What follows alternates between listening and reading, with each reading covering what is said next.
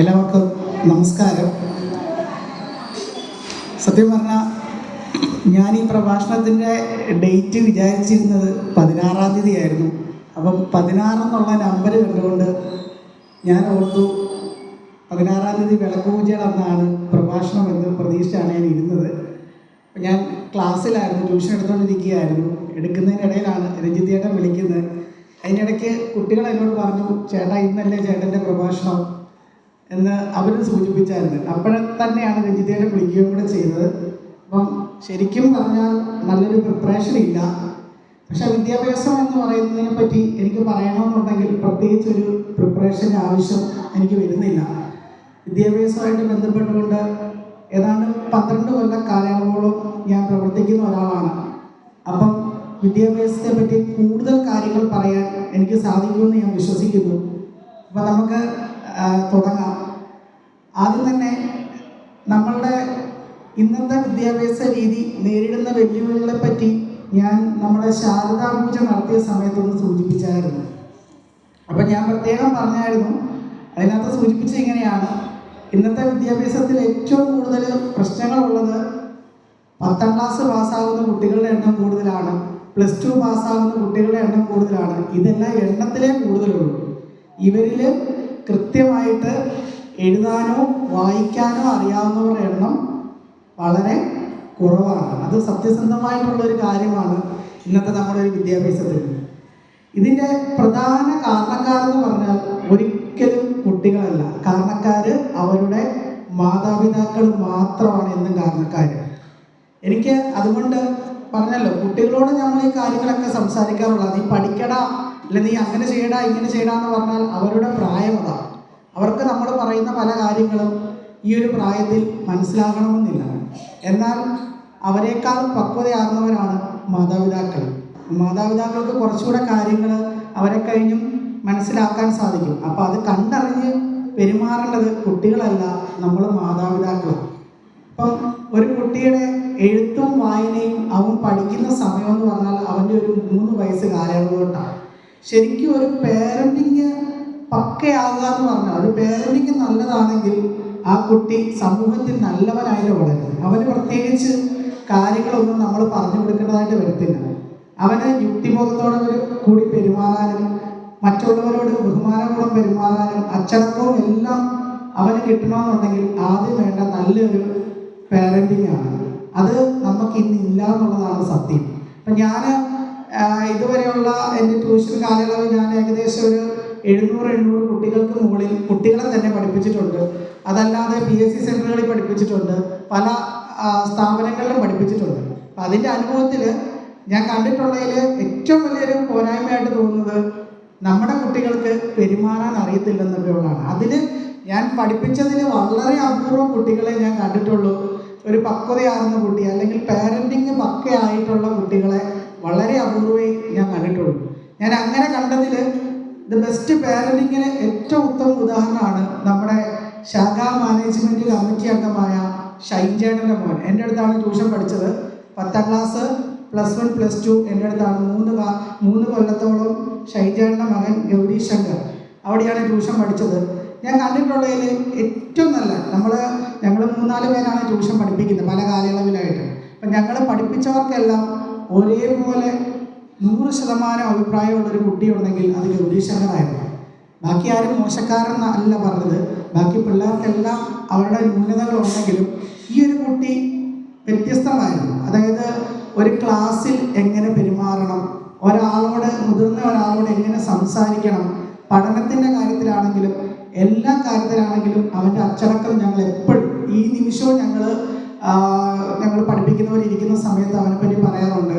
നമ്മൾ പഠിപ്പിച്ചതിൽ ഏറ്റവും നല്ല സ്റ്റുഡൻറ്റുകളിൽ ഒരാളായിരുന്നു ഗൗരി ശങ്കർ എന്ന് പറഞ്ഞ്. അപ്പം എനിക്ക് പറയാനുള്ളത് പാരൻറ്റിങ്ങിനെ പറ്റിയിട്ടാണ് ആദ്യം തന്നെ പറയാനുള്ളത്.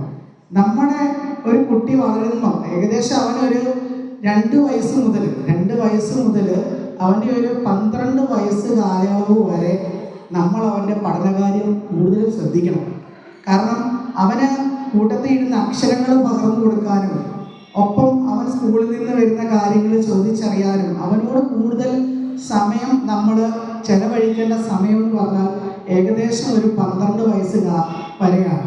അപ്പോൾ ആ ഒരു പ്രായം വരെയാണ് നമ്മൾ എഴുതാനും വായിക്കാനും പുതിയ ഭാഷകൾ പഠിക്കുന്നതും കണക്കിൻ്റെ കൂട്ടലും കുറയ്ക്കലും ഒക്കെ പഠിക്കുന്നത്. ഈ പ്രായത്തിൽ ഒരിക്കലും പേരൻസ് കുട്ടികളെ ശ്രദ്ധിക്കുന്നില്ല. അവർ ശ്രദ്ധിക്കുന്ന പ്രായം എപ്പോഴാണെന്ന് വെച്ച് കഴിഞ്ഞാൽ അവൻ്റെ 15ാമത്തെ വയസ്സെത്തുമ്പോഴാണ്. കാരണം 15ാമത്തെ വയസ്സിലാണ് അവൻ ഒരു പബ്ലിക് എക്സാമിനെ ഫേസ് ചെയ്യുന്നത്. 10ാം ക്ലാസ്സിൽ 10ാം ക്ലാസ് ആകുമ്പോൾ പേരൻസിന് പിന്നെ പഠിത്തം, അയ്യോ അവൻ പഠിക്കുന്നില്ല, 4 മണിക്കൂർ 2 മണിക്കൂർ പോലും അവൻ പഠിക്കുന്നില്ല, അവൻ 24 മണിക്കൂർ ഫോണിൽ കളിയാണ്, അതുപോലെ തന്നെ അവൻ എപ്പോഴും തന്നെ TV കണ്ടുകൊണ്ടിരിക്കുകയാണ്, അല്ലെങ്കിൽ അവൻ കളിക്കാൻ പോവുകയാണ്. ഇതെല്ലാമാണ് പേരൻസിന് കംപ്ലൈൻറ്റ്. ഇത് അപ്പം പറഞ്ഞിട്ട് കാര്യമില്ല. നിങ്ങൾക്കത് മാറ്റാൻ പറ്റുന്നൊരു പ്രായമുണ്ട്. ആ പ്രായത്തിൽ നിങ്ങൾ ചെയ്യാത്തതുകൊണ്ടാണ് കുട്ടികൾ ആ വഴി പോകുന്നത്. അപ്പം നിങ്ങൾ ചെയ്യേണ്ട ഒരു കാര്യം എന്ന് വെച്ച് കഴിഞ്ഞാൽ 3 വയസ്സ് മുതൽ 12 വയസ്സ് വരെയുള്ള കാലയളവ്, ഏകദേശം അവനൊരു 6ാം ക്ലാസ് വരെയെങ്കിലും പഠിക്കുന്ന കാലയളവിൽ അവൻ്റെ കൂട്ടത്തിൽ ഇരുത്തി. ഇപ്പോഴത്തെ ഒരു പേരൻസിനെ സംബന്ധിച്ച് പറഞ്ഞു കഴിഞ്ഞാൽ അവർക്ക് എല്ലാവർക്കും അത്യാവശ്യം വിദ്യാഭ്യാസം ഉള്ളവർ തന്നെയാണ്. 10ാം ക്ലാസ്സോ +2 എങ്കിലും പോകാത്ത പേരൻസ് നമ്മുടെ കൂട്ടത്തിലില്ല. അതായത് എഴുത്തും വായനയും അറിയാൻ മേലാത്ത ആരും തന്നെ ഇല്ല. അപ്പോൾ അവർക്ക് ചെയ്യാൻ പറ്റുന്ന കാര്യം അവരുടെ കുട്ടിയെ അടുത്തിരുത്തി ചെറുപ്പത്തിൽ തന്നെ അക്ഷരം അഭ്യസിച്ച് കൊടുക്കുക. ഒപ്പം കണക്ക് കൂട്ടാനും കുറയ്ക്കാനുമുള്ള മറ്റു കാര്യങ്ങളൊക്കെ പറഞ്ഞു കൊടുക്കാൻ സാധിക്കുന്നത് വളരെ ചെറിയ പ്രായത്തിൽ മാത്രമാണ്. ആ പ്രായത്തിൽ നമ്മൾ ചെയ്യുന്ന എന്ത് കാര്യമാണോ അതിൻ്റെ റിസൾട്ടേ മുന്നോട്ട് കുട്ടികൾ പ്രതിഫലിപ്പിക്കത്തുള്ളൂ. ആ പ്രായത്തിൽ നമ്മൾ ചെയ്യേണ്ടാത്ത കാര്യങ്ങൾ നമ്മൾ ചെയ്യുന്നില്ല എന്ന് വെച്ച് കഴിഞ്ഞാൽ ഒരിക്കലും കുട്ടികളെ നമുക്ക് നേർവഴി കൊണ്ടുവരാനായിട്ട് സാധിക്കത്തില്ല. അപ്പോൾ നിങ്ങൾ ആദ്യം തന്നെ അതൊന്ന് ശ്രദ്ധിക്കണം. പിന്നെ ഞാൻ എൻ്റെ ട്യൂഷൻ ജീവിതത്തിലെ 12 വർഷ കാലയളവിൽ കുട്ടികളെ വഷളാക്കുന്ന 2 പേരെ ഞാൻ കണ്ടിട്ടുള്ളത്. ഒന്ന് വീട്ടിൽ പ്രായമായ മുത്തശ്ശനും മുത്തശ്ശിയും, അത് മോശം പറയുന്നതല്ല. രണ്ടാമത് അമ്മമാർ. ഈ 2 കൂട്ടരാണ് പിള്ളേരെ ഏറ്റവും കൂടുതൽ വഷളാക്കുന്നത്. എന്ത് ചെയ്തിട്ട് വന്നാലും അമ്മമാർ പറയും എൻ്റെ മോനോ അവനങ്ങനെ ചെയ്യത്തേയില്ല, വിഷ്ണു നുണ പറയുന്നതായിരിക്കും. ഇതാണ് അവിടെ. അല്ലെങ്കിൽ ഈ ശരിക്കും പറഞ്ഞാൽ കുട്ടികൾ എന്താണെന്ന് അവരുമായിട്ട് ഇടപെട്ട് നിൽക്കുന്നത് ഞങ്ങൾക്കേ മനസ്സിലാകത്തുള്ളൂ. നിങ്ങൾ ഞങ്ങളെപ്പോലെ ഒരു 1-2 വർഷം ഈ ടീനേജിലുള്ള കുട്ടികളുടെ ഇടയിൽ നിന്ന് കഴിയുമ്പോഴേ നിങ്ങൾക്ക് മനസ്സിലാകത്തുള്ളൂ എന്താണ് ടീനേജിലെ കുട്ടികൾ. നിങ്ങൾ 10 വർഷം മുമ്പുള്ള കുട്ടികളെ വെച്ചിട്ട് ഇപ്പോഴത്തെ കുട്ടികളെ സങ്കല്പിക്കരുത്. ഓരോ വർഷങ്ങളിലും കുട്ടികൾ അപ്ഡേറ്റഡ് ആണ് നിങ്ങളെക്കാൾ. അതായത് നിങ്ങൾ ചിന്തിക്കുന്നതിൽ അപ്പുറം അപ്ഡേറ്റഡ് ആണ്. നിങ്ങളുടെ മനസ്സ് എങ്ങനെ അവന് പിടിച്ചിരുത്തണമെന്ന് ഇന്നത്തെ ഒരു കുട്ടിക്ക് അറിയാം. ഇപ്പോൾ ഉദാഹരണം പറഞ്ഞു കഴിഞ്ഞാൽ നമ്മൾ ട്യൂഷൻ ക്ലാസ്സിൽ വരുന്ന സമയത്ത് 1-2 കാര്യത്തിന് എന്തെങ്കിലും ഒരു കാര്യത്തിന് അവന് വഴക്ക് പറയുന്ന കാര്യത്തിന്, അല്ലെങ്കിൽ അവൻ എന്തെങ്കിലും ഒരു കള്ളത്തരം കാണിച്ചു, ഈ കള്ളത്തരം നമ്മൾ വീട്ടിൽ പറയുമെന്ന് അവൻ അറിഞ്ഞു കഴിഞ്ഞാൽ നമ്മൾ ചിന്തിക്കുന്നതിൽ അപ്പുറം കാര്യങ്ങൾ അവൻ ആദ്യം ചെന്ന് പറയുന്ന അമ്മയോടാണ്. അമ്മേ, ചേട്ടൻ പറഞ്ഞു, എന്നെ അങ്ങനെ ചേട്ടൻ കളിയാക്കി, ചേട്ടൻ എന്നെ ഒരു കാര്യമില്ലാതെ തല്ലും. ഇതൊക്കെ ഞാൻ കണ്ടിട്ടുള്ള അനുഭവങ്ങളാണ് കേട്ടോ. ഒരു കാര്യമില്ലാതെ തല്ലും. അപ്പം നല്ല പേരൻ്റാണ് ചെയ്യുന്നത്. ആദ്യം തന്നെ നമ്മളോട് വിളിച്ചു ചോദിക്കും, വിഷ്ണു ഇങ്ങനെ ഒരു കാര്യം നടന്നു, ഇതിനകത്ത് എന്തെങ്കിലും ഉണ്ടോ? അല്ലെങ്കിൽ ചില പേരൻസ് വീട്ടിൽ നമ്മൾ നേരിട്ട് വന്ന് കണ്ട് ചോദിക്കും, ഇതിനകത്ത് എന്താണ് കാര്യം, മകൻ ഇങ്ങനെ ഉണ്ടോ? എന്നാൽ ഭൂരിഭാഗം പേരൻസും അങ്ങനെയല്ല കേട്ടോ. ഞാനിപ്പോൾ പറഞ്ഞത് വെറും 1-2% പേരൻസിൻ്റെ കാര്യം ചെയ്യുന്നത്. ബാക്കിയുള്ള 98% പേരൻസും കുട്ടികളെ ന്യായീകരിക്കുക. ഇങ്ങനെ ന്യായീകരിക്കുന്ന പേരൻസും കുട്ടികളും ഉള്ളിടത്തോളം കാലം ഇന്നത്തെ സമൂഹത്തെ കുട്ടികളെ നമുക്ക് മാറ്റിയെടുക്കാനായിട്ട് സാധിക്കത്തില്ല. ഇപ്പം ഞാൻ പറഞ്ഞു, വീട്ടിൽ പ്രായമായ അപ്പൂപ്പനും അമ്മമാരുമാണ് പ്രത്യേകിച്ച് കുട്ടികളെ കളയുന്നതെന്ന് പറഞ്ഞു. അവരെ ഞാൻ മോശം പറഞ്ഞതല്ല.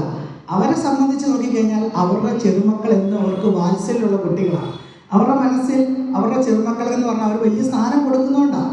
അവരോടുള്ള സ്നേഹം കൊണ്ടാണ് അവർ പല കാര്യങ്ങളും മുത്തശ്ശന്മാർ കുട്ടികളുടെ കൂടെ നിൽക്കുന്നതൊക്കെ ചെയ്യുന്നത്. പക്ഷേ ഒരു മുത്തശ്ശിക്കും മുത്തശ്ശനും അറിയത്തില്ല ഇന്നത്തെ കുട്ടികൾ എന്താണ്, അവരുടെ മനസ്സെന്താണ്, അവരുടെ പോക്ക് എങ്ങോട്ടാണെന്നൊന്നും അവർക്കത് അറിയത്തില്ല. അതേപോലെ തന്നെയാണ് അമ്മമാർ. ഇപ്പം ഞാനൊരു നിസ്സാര ഒരു കാര്യം ചോദിച്ചോട്ടെ, ഈ കൂട്ടത്തിൽ വാട്സപ്പ് ഉപയോഗിക്കുന്ന എത്ര പേരുണ്ട്? ഒന്ന് കൈവെക്കാമോ? ഫേസ്ബുക്ക് എത്ര പേരുണ്ട്? ഇൻസ്റ്റാഗ്രാം ഉപയോഗിക്കുന്ന എത്ര പേരുണ്ട്? കണ്ട ഒരാളെ. അതായത് നമ്മൾ ഒരു കുട്ടിയെ ഇന്ന് വളർത്തുന്ന സമയത്ത് നമ്മൾ അവന് ഫോൺ കയ്യിലോട്ട് കൊടുത്തു കഴിഞ്ഞാൽ, ഫോൺ നമുക്ക് പറയാൻ പറ്റത്തില്ല, എടാ കുട്ടി നീ ഫോൺ എടുക്കരുത്, TV കാണരുത്, കളിക്കാൻ പോകരുത്. ഇതൊക്കെ പിള്ളേർ ചെയ്യണം. ഫോൺ അവർക്ക് ഉപയോഗിക്കാൻ കൊടുക്കണം, കളിക്കാൻ നമ്മൾ അവസരങ്ങൾ ഉണ്ടാക്കി കൊടുക്കണം, TV കാണാൻ നമ്മൾ സമയം കൊടുക്കണം. ഇനി ഈ നമ്മുടെ ഇവിടെയുള്ള സോഷ്യൽ മീഡിയ എല്ലാം ഉപയോഗിക്കാൻ കുട്ടികളെ പ്രാപ്തരാക്കണം. ഇതൊക്കെ ചെയ്യേണ്ട കാര്യങ്ങളാണ്. പക്ഷേ ഇതൊക്കെ നമ്മൾ അവരുടെ കൈവിട്ട് കൊടുക്കുന്ന സമയത്ത് നമ്മളൊരു കാര്യം അറിഞ്ഞിരിക്കണം, ഈ സാധനങ്ങളൊക്കെ ഉപയോഗിക്കാൻ നമുക്ക് അറിഞ്ഞിരിക്കണം.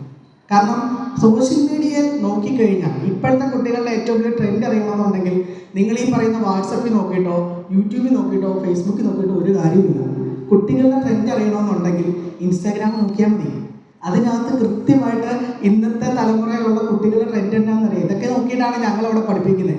കാരണം നമ്മളെ കുട്ടി ഒന്ന് പറഞ്ഞാൽ അതിന് 10 ഇരട്ടി പറഞ്ഞു നിൽക്കാൻ നമുക്കറിയാം. കാരണം അത് നമ്മൾ കുട്ടികൾക്കനുസരിച്ച് നമ്മുടെ ട്രെൻഡ് മാറ്റിക്കൊണ്ടിരിക്കുന്നതുകൊണ്ടാണ്. അറിയാം, പഴയകാല അധ്യാപകരെന്ന് പറഞ്ഞാൽ ഒന്ന് പറഞ്ഞിട്ടുണ്ടാകുന്നതിന് അടിക്കും ഇടിക്കും പേടിപ്പിച്ച് നിർത്തും. ഇന്നത്തെ അതൊന്നും പറ്റത്തൊന്നുമില്ല. അവരുടെ ട്രെൻഡും അവരുടെ മനസ്സും എന്താണെന്ന് നമ്മൾ മുന്നറിഞ്ഞുകൊണ്ട് പെരുമാറിയാൽ മാത്രമേ കുട്ടികളെ നേർവഴിക്ക് കൊണ്ടുവരാൻ പറ്റത്തുള്ളൂ. അപ്പം അങ്ങനെയുള്ള കാര്യങ്ങൾ ഇപ്പം ഞാൻ സൂചിപ്പിച്ചപ്പം ഇവിടെ പറഞ്ഞു, ഒരു പേരൻറ്റ് ആ ചേച്ചിയുടെ മോൻ എൻ്റെ അടുത്താണ് പഠിച്ചത്. അവൻ 3 കൊല്ലം കാലയളവ് 9ാം ക്ലാസ്സും +1 +2 എൻ്റെ അടുത്താണ് പഠിച്ചത്. അപ്പോൾ ഞാൻ പറയുന്ന കാര്യങ്ങൾ ആർക്ക് മനസ്സിലായാലും ഏറ്റവും നന്നായിട്ട് അറിയാം. കാരണം പല കാര്യത്തിലും അനുഭവസ്ഥയാണ്. ഓക്കെ, അപ്പം ഇതിനകത്ത് ഏറ്റവും വലിയ പ്രശ്നം എന്ന് വെച്ച് കഴിഞ്ഞാൽ ഇൻസ്റ്റാഗ്രാം നമ്മൾ ഉപയോഗിക്കാൻ അറിയുന്ന സമയത്ത് നമ്മളത് ഉപയോഗിക്കുക. അതിൻ്റെ ലൂപ്പുകൾ എന്താണ്, അതിനകത്ത് എന്തെല്ലാം പ്രശ്നങ്ങൾ ഉണ്ടാകുമെന്ന് നമുക്ക് മനസ്സിലാകണം. നമ്മളത് മനസ്സിലാക്കിയിട്ട് വേണം കുട്ടികളുടെ അടുത്ത് കൊടുക്കാൻ.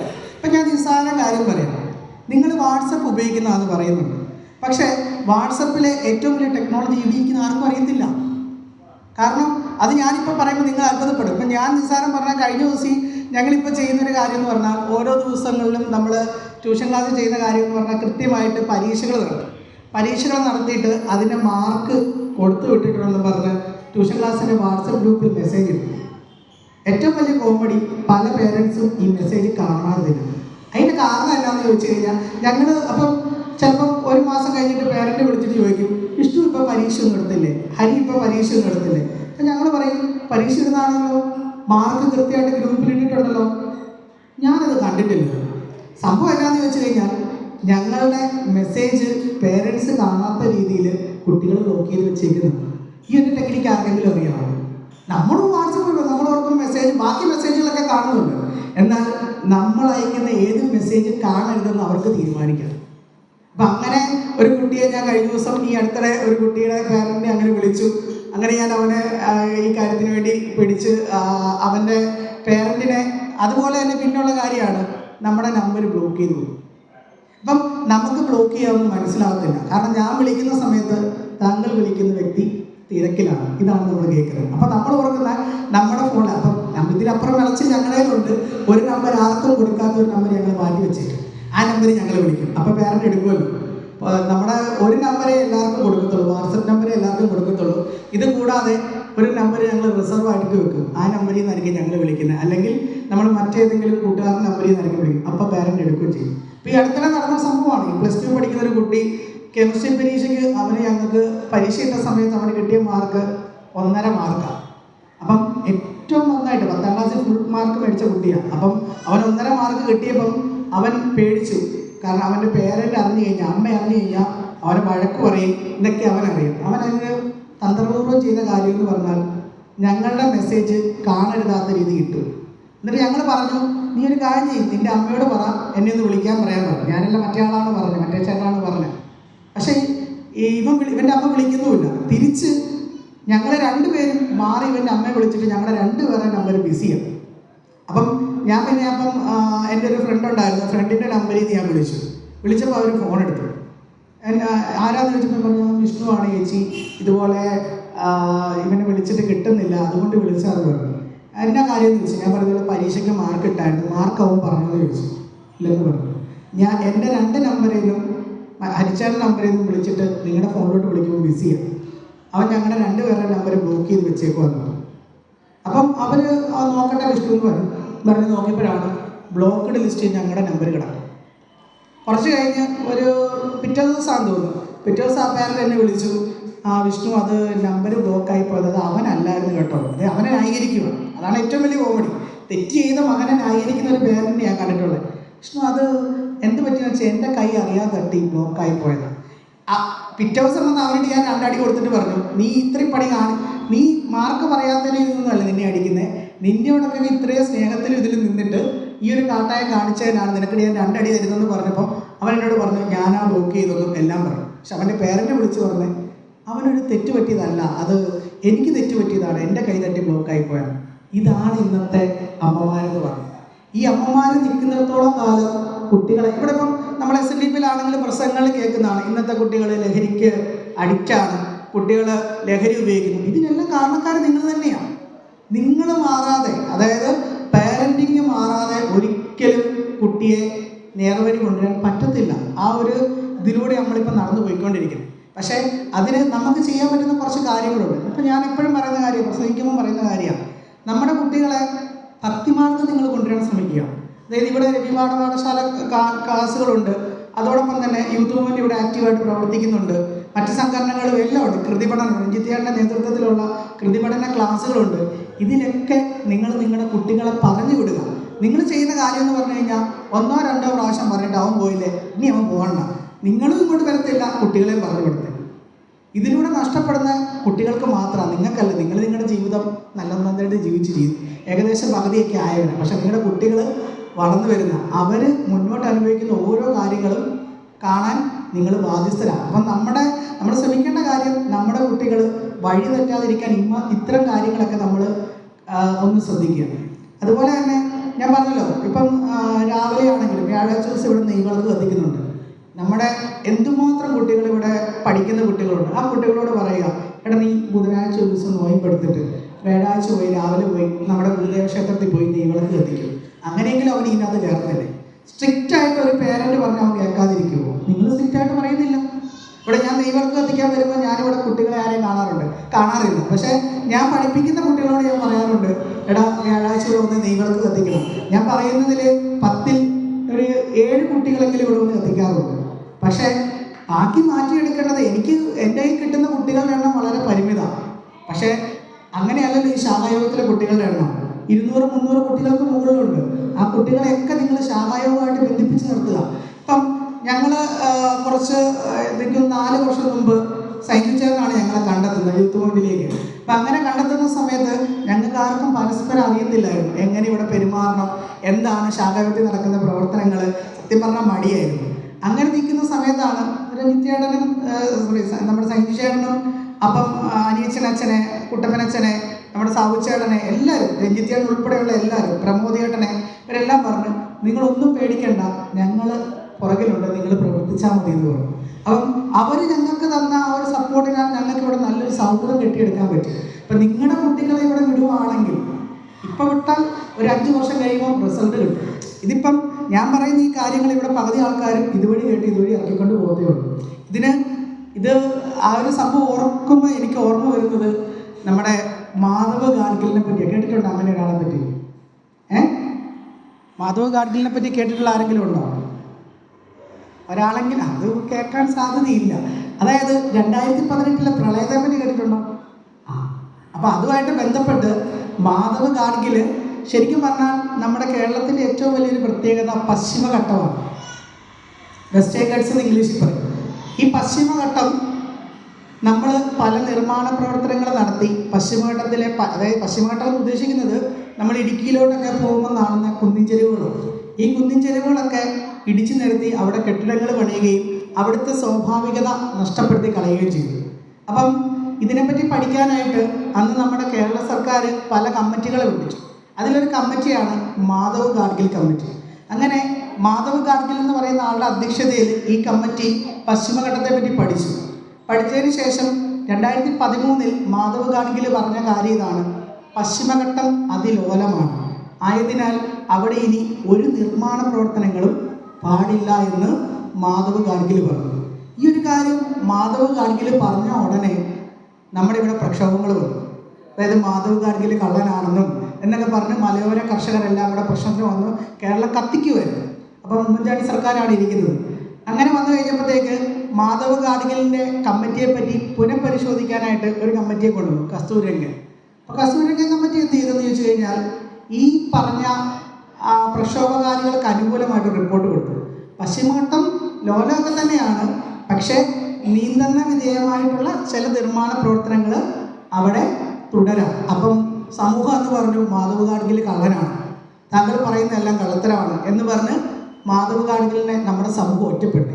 അപ്പം അദ്ദേഹം വളരെ വേദനയോടുകൂടി പറയുന്ന കൊട്ടേഷൻ ഞാൻ മൊത്തം പറയുന്നില്ല, അദ്ദേഹം വളരെ വേദനയോടുകൂടി ഇങ്ങനെ പറയുന്നുണ്ട്: ഞാൻ പറയുന്നത് കള്ളമാണെന്നാണ് എല്ലാവരും പറയുന്നത്. ഞാൻ പറയുന്നത് സത്യമാണ്. പശ്ചിമഘട്ടം അതിലോലമാണ്. പശ്ചിമഘട്ടത്തിൻ്റെ പല പ്രദേശങ്ങളും മൃദുവാണ്. അപ്പോൾ ആ പ്രദേശത്തിൻ്റെ സ്വാഭാവികത നഷ്ടപ്പെട്ടു പോയിരിക്കുന്നു. അതിൻ്റെ പ്രത്യാഘാതങ്ങൾ അറിയണമെന്നുണ്ടെങ്കിൽ 100-150 വർഷം പോകേണ്ടി വരത്തില്ല, 4-5 വർഷം മതി. അന്ന് ഞാനും നിങ്ങളും ജീവനോടെ ഇവിടെ കാണുമെന്നാണ് അദ്ദേഹം പറഞ്ഞത്. 2013 ഏറ്റവും വേദനയോടുകൂടി അദ്ദേഹം പറഞ്ഞ കാര്യം 2018 നടന്നില്ലേ? കേരളം കണ്ടതിൽ വെച്ച് ഏറ്റവും വലിയ പ്രളയമല്ലേ നടന്നത്? അത് തന്നെയാണ് ഇവിടെ പ്രസംഗിക്കാൻ വരുന്ന ഓരോരുത്തരും. ഇപ്പം എന്നെയൊക്കെ സംബന്ധിച്ച് പറഞ്ഞു കഴിഞ്ഞാൽ, ഇവിടെ പ്രസംഗിക്കാൻ വരുന്നവരെ അപേക്ഷിച്ച് നോക്കുകയാണെങ്കിൽ 12 വർഷം കുട്ടികളുമായിട്ടുള്ള അനുഭവം എനിക്കുണ്ട്. അപ്പം എൻ്റെ അത്ര നമുക്കൊരിക്കലും ഒരു തിയറി ബേസ് ചെയ്ത് ഒരു കാര്യം പഠിക്കാൻ പറ്റത്തില്ല. അപ്പം നമ്മൾ പറയത്തില്ലേ, സാമ്പാർ വെക്കുന്നതിന് ഒരു കൂട്ടുണ്ട്. കൂട്ടൊക്കെ അറിയാമെന്ന് വെച്ചാൽ എല്ലാവർക്കും സാമ്പാർ വെച്ചാൽ ഒത്തൊന്നു വരുമോ? ഇല്ല. അച്ചാർ വെക്കുന്നതിന് കൂട്ടുണ്ട്. മുളക് പൊടി, കായപ്പൊടി, വെളുത്തുള്ളി, ഇഞ്ചി ഇതൊക്കെ ചേർത്താണ് അച്ചാർ വെക്കുന്നത്. ഇതും പറഞ്ഞുകൊണ്ട് അച്ചാർ എല്ലാവരും വെച്ചാൽ ഒരുപോലെ ഇരിക്കുമോ? അതൊക്കെ ചേർക്കുന്നതിന് അളവില്ലേ? അത് ഒരു പ്രൊഫഷണലായിട്ടൊരു കുക്ക് അച്ചാർ വെക്കുമ്പോഴാണോ കറക്റ്റായിട്ട് വരുന്നത്? അത് വല്ലപ്പോഴും പാചകം ചെയ്യുന്ന ഒരാൾ വെക്കുമ്പോഴാണോ? എപ്പോഴും ഒരു പാചകക്കാരൻ ചെയ്യുമ്പോൾ അത് കൃത്യമായിട്ട് വരും. അതുപോലെ തന്നെയാണ് എക്സ്പീരിയൻസ് ഉള്ള ആളുകൾ, അതായത് അനുഭവസമ്പത്തുള്ള ആളുകൾ പറയുന്ന വാക്കുകൾ നമ്മൾ ചെവിക്കൊണ്ടേ പറ്റും. ഇത് പറയാൻ കാരണം, എനിക്കിപ്പം വെളിയിലോട്ട് ഇറങ്ങി മൈക്ക് വെച്ച് പറയാൻ പറ്റത്തില്ല. എനിക്കിത് പറയാൻ അവസരം തന്ന നമ്മുടെ ശാഖായോഗമാണ്. ശാഖായോഗത്തിന് വേണ്ടി, ശാഖായോഗത്തിലെ കുട്ടികളുടെ നന്മയ്ക്ക് വേണ്ടി എനിക്കിത് പറയാം. വെളിലോകത്തോടെ എനിക്കിത് പറയേണ്ട കാര്യമില്ല. കാരണം നമ്മൾ അങ്ങനെ കാര്യം എന്ന് വെച്ചാൽ നമ്മൾ അംഗീകരിക്കണമെന്നില്ല. പക്ഷേ ശാഖായോഗം നമ്മളെ അംഗീകരിക്കുന്നതുകൊണ്ടാണ് ഇന്ന് വേദി പോലും എനിക്ക് കിട്ടിയത്. അപ്പം ഈ ഒരു കാര്യത്തിൽ നിങ്ങൾ ഇത്രയും കൂടെ ശ്രദ്ധിക്കുക. ഞാൻ പറയുന്ന ഓരോ കാര്യങ്ങളും നിങ്ങൾ മാതാപിതാക്കളാണെങ്കിൽ അപ്പൂപ്പനും അമ്മമാരുമാണ് ഇവിടെ കൂടുതൽ ഇരിക്കുന്നത്. അപൂർവം ചില പേരൻസിനെ കണ്ടിട്ടുള്ളൂ. അപ്പോൾ എല്ലാവരും ശ്രദ്ധിക്കുക. ഇല്ല, നിങ്ങൾ കുട്ടികൾക്ക് പറഞ്ഞു കൊടുക്കുക. ഈ ഇത്തരം കാര്യങ്ങളിലൊക്കെ, കുട്ടികളുടെ പഠനത്തിലും മറ്റു കാര്യങ്ങളിലൊക്കെ നിങ്ങൾ കൂടുതൽ ശ്രദ്ധ കാണിക്കുക. അപ്പം ഏറ്റവും വലിയൊരു കാര്യം എന്ന് പറഞ്ഞാൽ, ഞാൻ പറഞ്ഞല്ലോ, തുടക്കം മുതലേ പറയുന്നതാണ്, നിങ്ങളുടെ പേരൻറ്റിങ് പക്കയായിരിക്കണം. അതായത് അച്ഛനും അമ്മയും ഒരു തീരുമാനം എടുക്കുമ്പോൾ ഒറ്റക്കെട്ടായിരിക്കും. ഒരു കുട്ടിയെ അമ്മ ഒരു അടി അടിച്ചു കഴിഞ്ഞാൽ ആ അടിക്കുന്നതിന് അച്ഛൻ എതിർക്കുകയോ അച്ഛനൊരു അടി അടിക്കുമ്പോൾ അമ്മ എതിർക്കുകയോ ചെയ്യരുത്. അടിക്കുന്ന കാര്യത്തിലും വഴക്ക് പറയുന്ന കാര്യത്തിലും അച്ഛനമ്മമാർ ഒരുപോലെ നിൽക്കണം. പിന്നെ അപ്പൂപ്പനും അമ്മൂമ്മയോടും പറയാനുള്ള കാര്യം, ഒരു കുട്ടിയെ അവൻ്റെ അച്ഛനും അമ്മയും തല്ലുന്നത് വ്യക്തമായ കാരണത്തിനാണ്. അതിന് നിങ്ങൾ ഇടപെടാൻ പോകരുത്. നിങ്ങൾ ആ സൈഡിൽ മാറി നിന്നോളൂ. നിങ്ങൾക്ക് അല്ലാതെ എന്തെല്ലാം കാര്യങ്ങളിൽ അവർക്ക് സ്നേഹത്തോടെ അവരെ നിങ്ങൾക്ക് കൊഞ്ചിക്കാൻ പറ്റും. ഇത്തരം കാര്യങ്ങളിൽ നിങ്ങൾ ഇടപെടാതിരിക്കുക. ഈ 2 കാര്യങ്ങൾ ഒന്ന് ശ്രദ്ധിക്കുക. അതുപോലെ തന്നെ പിന്നെ പറയാനുള്ള കാര്യം എന്ന് വെച്ചാൽ അമ്മമാരോടാണ്.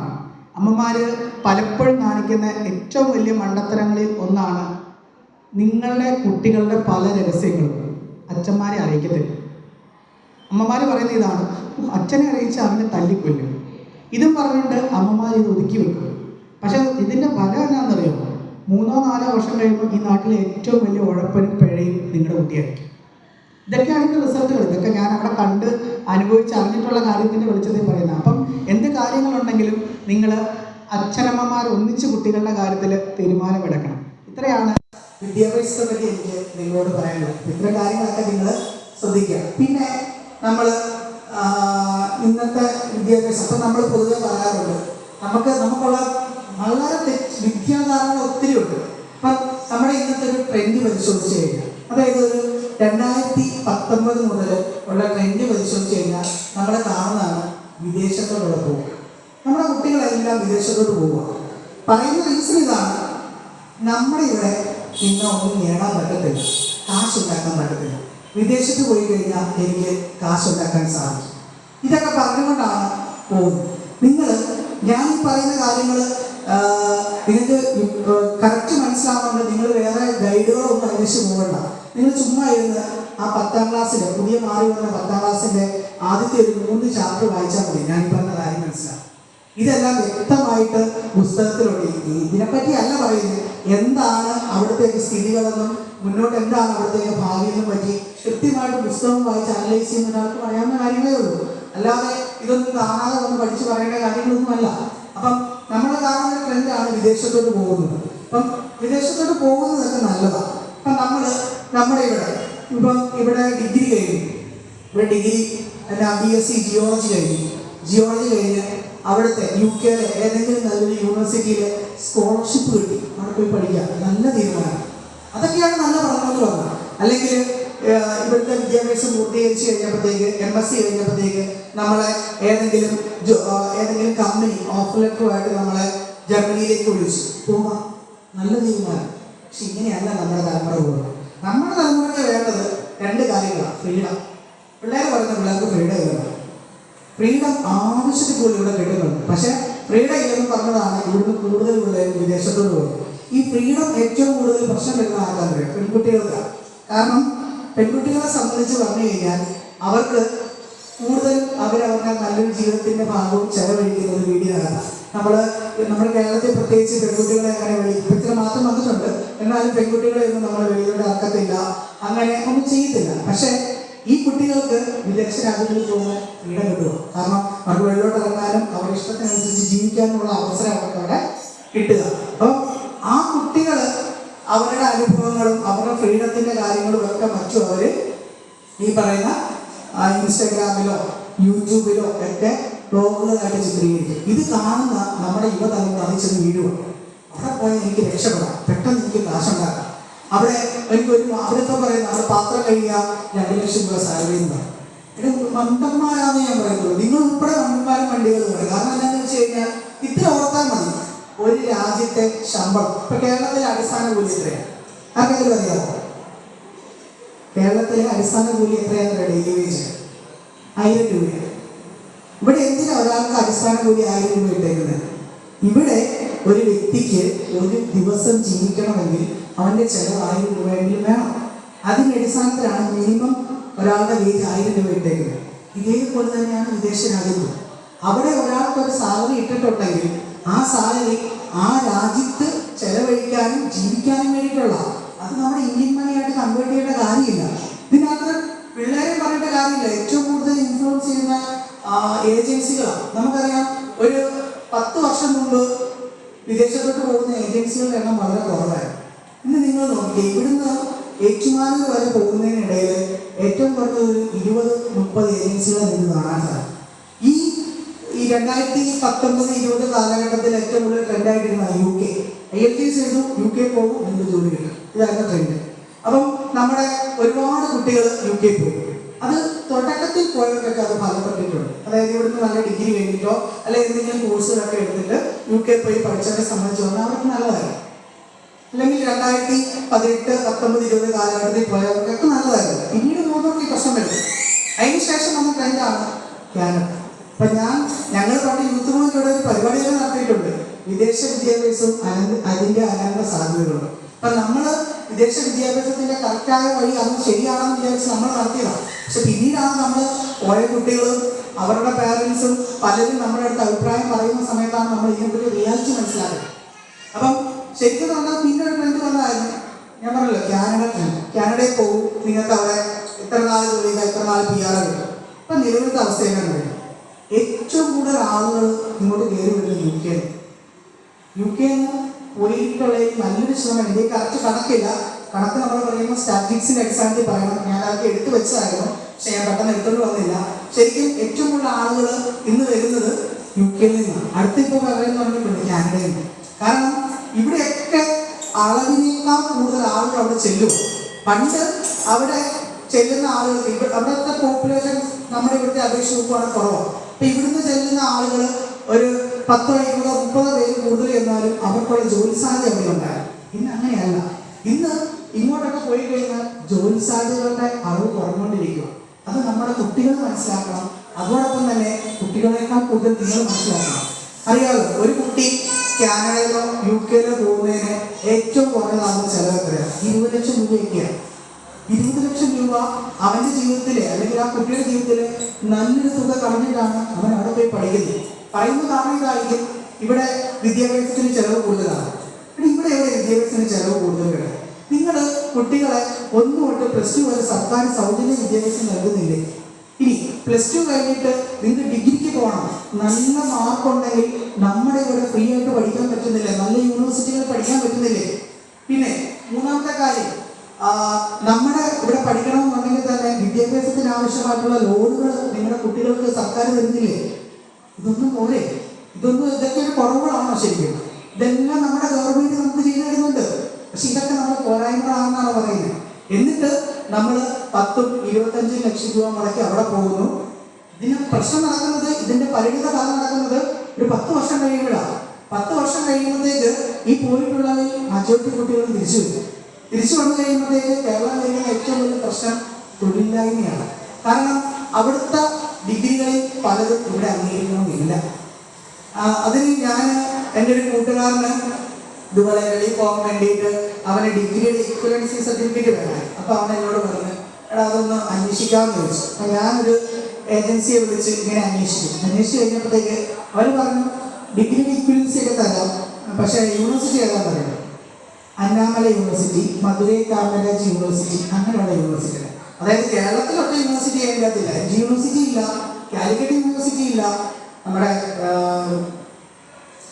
എന്താ പറയുക മറ്റ് യൂണിവേഴ്സിറ്റികളൊന്നുമില്ല. കേരളത്തിലെ പ്രധാനപ്പെട്ട യൂണിവേഴ്സിറ്റികളൊന്നുമില്ല. ഇതൊന്നും ഇല്ലാതെ നമ്മുടെ യൂണിവേഴ്സിറ്റിയുടെ തന്നെ ഏറ്റവും പുറകിൽ നിൽക്കുന്ന യൂണിവേഴ്സിറ്റി, ഗ്രേഡിങ്ങിൽ ഏറ്റവും പുറകിൽ നിൽക്കുന്ന യൂണിവേഴ്സിറ്റിയുടെ സർട്ടിഫിക്കറ്റുമായിട്ടാണ് UK, ജർമ്മനിയിലൊക്കെ പോകുന്നത്. അപ്പം ഇപ്പോൾ ഒന്ന് ആലോചിക്കുക ക്വാളിഫിക്കേഷനെ പറ്റി. നമ്മുടെ പിള്ളേർ ശരിക്കും നല്ല വിദ്യാഭ്യാസത്തിനാണ് പോകുന്നത്, അവർക്കത് കിട്ടുന്നുണ്ടോ? ഈ രാജ്യങ്ങളിലൊക്കെ നല്ല യൂണിവേഴ്സിറ്റികളുണ്ട്. നല്ല യൂണിവേഴ്സിറ്റികളിൽ നല്ല കോഴ്സ് എടുത്ത് നല്ല രീതിയിൽ പഠിക്കാനായിട്ട് പോകും. ഇപ്പം നമ്മുടെ ഇവിടെ ഈ രാജ്യങ്ങളിലൊക്കെ പോകുന്ന കുട്ടികൾക്ക് ഏറ്റവും വലിയ അഡ്വാൻറ്റേജ് ഉള്ള കുട്ടികൾ 3-4 പ്രൊഫഷനുകളാണ്. ഒന്ന് മെഡിക്കൽ ഫീൽഡുകാർ. മെഡിക്കൽ ഫീൽഡ് പഠിച്ചിറങ്ങുന്ന കുട്ടികൾക്ക് എവിടെ ചെന്നാലും ജോലി കിട്ടും. പ്രത്യേകിച്ച് നഴ്സിങ്, B.Pharm, ഫിസിയോതെറാപ്പി, ഇങ്ങനെയുള്ള ഡിഫറെൻ്റ് ആയിട്ടുള്ള കോഴ്സുകളുണ്ട്. അപ്പോൾ ആ കോഴ്സുകളൊക്കെ തിരഞ്ഞെടുത്ത് കുട്ടികൾ പഠിക്കാനായിട്ട് ശ്രമിക്കണം. അതുപോലെ തന്നെ അത് അവർക്ക് പറഞ്ഞ് മനസ്സിലാക്കേണ്ടതാണ്. നമ്മളെന്ത് ചെയ്യും? ഒരു കുട്ടി ഇപ്പോൾ കണ്ടിട്ട് പറയുകയാണ്, അമ്മേ ഇന്ന സ്ഥലത്ത് എനിക്ക് പോയി പഠിക്കണം, അവിടെ ആകെ പഠിക്കാനാകുന്ന കാശ് ഇത്ര രൂപയുള്ളൂ, 12 ലക്ഷം രൂപയുള്ളൂ, അത് ഞാൻ പാർട്ട് ടൈം ചെയ്ത് കിട്ടിക്കോളാം എന്നും പറഞ്ഞാൽ അവിടുന്ന് പോകുന്നത്.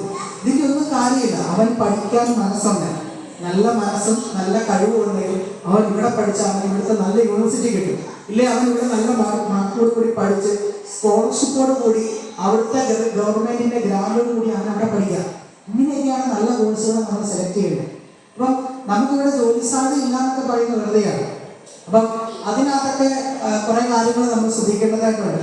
അപ്പം ഈ 2 വർഷം കൊണ്ട് നമ്മൾ കാണുന്ന ഒരു ട്രെൻഡ് എന്ന് പറഞ്ഞാൽ പൊതുവെ ഒരു 4-5 വർഷമായിട്ട് PSCയിലെ അപേക്ഷകരുടെ എണ്ണം കുറഞ്ഞുകൊണ്ടിരിക്കുകയാണ്. ഞാൻ PSCക്ക് നോക്കുന്ന ഒരാളാണ്. അപ്പം PSCയിലെ അപേക്ഷകരുടെ എണ്ണം കുറഞ്ഞുകൊണ്ടിരിക്കുന്നു. പണ്ട് കോട്ടയം, ഇടുക്കി പോലീസ് കോൺസ്റ്റബിളൊക്കെ എഴുതിക്കൊണ്ടിരുന്നവരുടെ എണ്ണം 50,000 ഒക്കെയാണ്. ലാസ്റ്റ് എഴുതിയ പോലീസ് കോൺസ്റ്റബിളുടെ അപേക്ഷ കൊടുത്തിരിക്കുന്നവരുടെ എണ്ണം വെറും 8,000. 8,000-ൽ പരീക്ഷ എഴുതിയേക്കുന്ന 5,000-നടുത്ത് ആളുകളേ ഉള്ളൂ. കാരണം അത്രയും അപേക്ഷകരുടെ എണ്ണം ഇവിടെ കുറഞ്ഞു. അത് ഈ വെളിയിലോട്ടുള്ള പോക്കുണ്ടാകും. പക്ഷെ ഇപ്പോൾ സംഗതി മാറി. ഇപ്പം PSC വിളിച്ച ഏറ്റവും ലാസ്റ്റിലെ പോസ്റ്റ് ആയിരുന്നു കമ്പനി ബോർഡ് അസിസ്റ്റന്റ് എന്ന് പറയുന്ന പോസ്റ്റ്. ആ പോസ്റ്റിന് കഴിഞ്ഞ പ്രാവശ്യത്തേക്കാൾ 1,40,40,000 അപേക്ഷകരുടെ എണ്ണം കൂടി. അതായത് മത്സരം തുടങ്ങി, പഴയതുപോലെ ആകാൻ തുടങ്ങി എന്നുള്ളതിൻ്റെ സൂചനയാണ്. ഇതൊക്കെ ശരിക്കും പറഞ്ഞാൽ എന്നെക്കാൾ ഉപരി അവിടെയൊക്കെ പോയിട്ട് വന്ന അനുഭവമുള്ള പിള്ളേർ ഇത് പങ്കുവെക്കണം. കാരണം ഇത് പലരും പറഞ്ഞ അനുഭവത്തിൻ്റെ വെളിച്ചത്തില്ല ഞാൻ ഈ പറയുന്നത്. പക്ഷെ ഞാനല്ല പറയേണ്ടത്, അവരാണ് നിങ്ങളോട് പങ്കുവെക്കുന്നത്. അങ്ങനെ പങ്കുവെക്കുമ്പോഴേ ഞാൻ ഈ പറയുന്നതിന് കൂടുതലാണ് അവിടുത്തെ അവസ്ഥകളെന്ന് നിങ്ങൾ മനസ്സിലാക്കുക. 4-5 വർഷമായിട്ട് ഈ രാജ്യങ്ങളിലൊക്കെ പോയിട്ട് PR കിട്ടാത്ത കുട്ടികൾ ഇപ്പോഴും നമ്മുടെ ഇടയിലുണ്ട്. അവർ വിചാരിച്ചിരുന്ന 2 വർഷം കഴിയുമ്പോൾ കിട്ടും, 3 വർഷം കഴിയുമ്പോൾ കിട്ടും. അപ്പം അങ്ങനെയുള്ള കുട്ടികളൊക്കെ നമ്മുടെ ഇടയിലുണ്ട്. ഇനിയുള്ള നമ്മുടെ തലമുറയെങ്കിലും ഇത്തരം ചതികളിൽ ചെറുപെടും. ഇതുകൊണ്ട് ഗുണം കിട്ടുന്ന 2 പേർക്കല്ല, ഒരാൾക്കേ ഗുണം കിട്ടുന്നുള്ളൂ. ഏജൻസിക്കാർ വൻ തുകയാണ്. നമ്മൾ നോക്കിയാൽ ഇത്ര ഏജൻസികൾ ഇവിടെ വരണമെന്നുണ്ടെങ്കിൽ ഇതിൽ നിന്ന് ലാഭമില്ലാതെ അവർ വരുമോ? ഒരു കുട്ടിയിൽ നിന്ന് 25 ലക്ഷം രൂപ അല്ലെങ്കിൽ 20 ലക്ഷം രൂപ വാങ്ങിച്ചു കഴിഞ്ഞാൽ ഏജൻസിക്ക് കുട്ടിയിൽ നിന്നൊരു കമ്മീഷൻ. ഇതുകൂടാതെ ഈ കുട്ടി അവിടുത്തെ ഏത് യൂണിവേഴ്സിറ്റിയിലാണോ ചേരുന്നത് ആ യൂണിവേഴ്സിറ്റിയുടെ വക കമ്മീഷൻ അവർക്ക് ഇങ്ങോട്ട്. അപ്പം അവർ കിട്ടുന്ന ഒരു ലാഭത്തുക എന്ന് പറഞ്ഞാൽ ഭയങ്കരമാണ്. ഇതിലൂടെ നേട്ടം ഉണ്ടാകുന്ന ഒരു കൂട്ടരേ ഉള്ളൂ, അത് എപ്പോഴും ഏജൻസിക്കാരാണ്. അതുകൊണ്ട് ഇത്തരം മണ്ടത്തരങ്ങളിലൊന്നും നമ്മുടെ കുട്ടികൾ പോയി ചാടിക്കാതെയും നമ്മൾ ശ്രദ്ധിക്കാം. കാനഡ മാറി ഇപ്പം ട്രെൻഡ് വന്നിരിക്കുന്നത് ജർമ്മൻ ട്രെൻഡാണ്.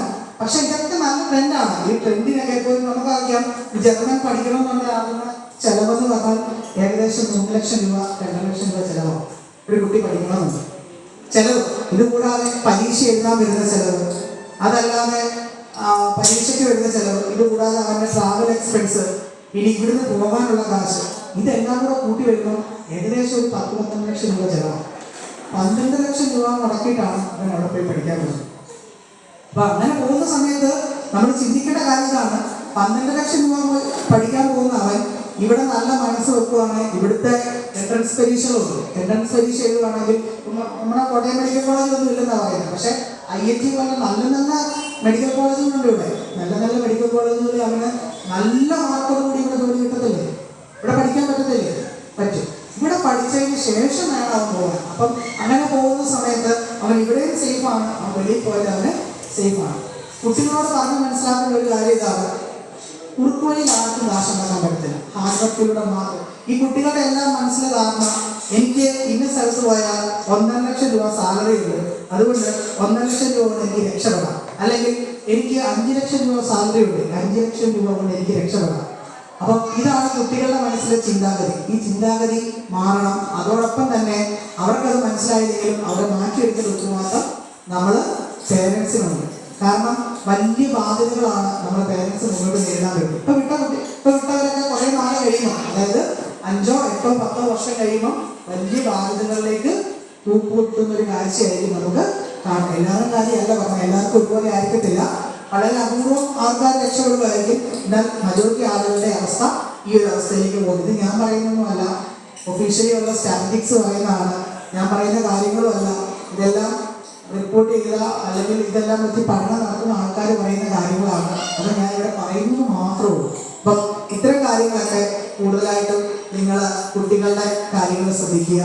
അപ്പം ഈ വിദേശങ്ങളിലൊക്കെ പോകുന്നതൊക്കെ നല്ലതാണ്. അത് പോകുന്ന സമയത്ത് അത് നല്ല രീതിയിൽ, ഏറ്റവും നല്ല രീതിയിൽ പോകുന്നതായിട്ട് നിങ്ങൾ ചെയ്തു കൊടുക്കുക. പിന്നെ നമുക്കൊരു ഏറ്റവും വലിയ പ്രശ്നം പറയുന്നതാണ്, നമ്മുടെ വിദ്യാഭ്യാസ രീതി പോകരുത്. എപ്പോഴും നമ്മൾ പറയുന്നത്, പ്രത്യേകിച്ച് പറയുന്ന കാര്യമാണ്, കേരള സിലബസ് ഭയങ്കര പഠിപ്പാണ്.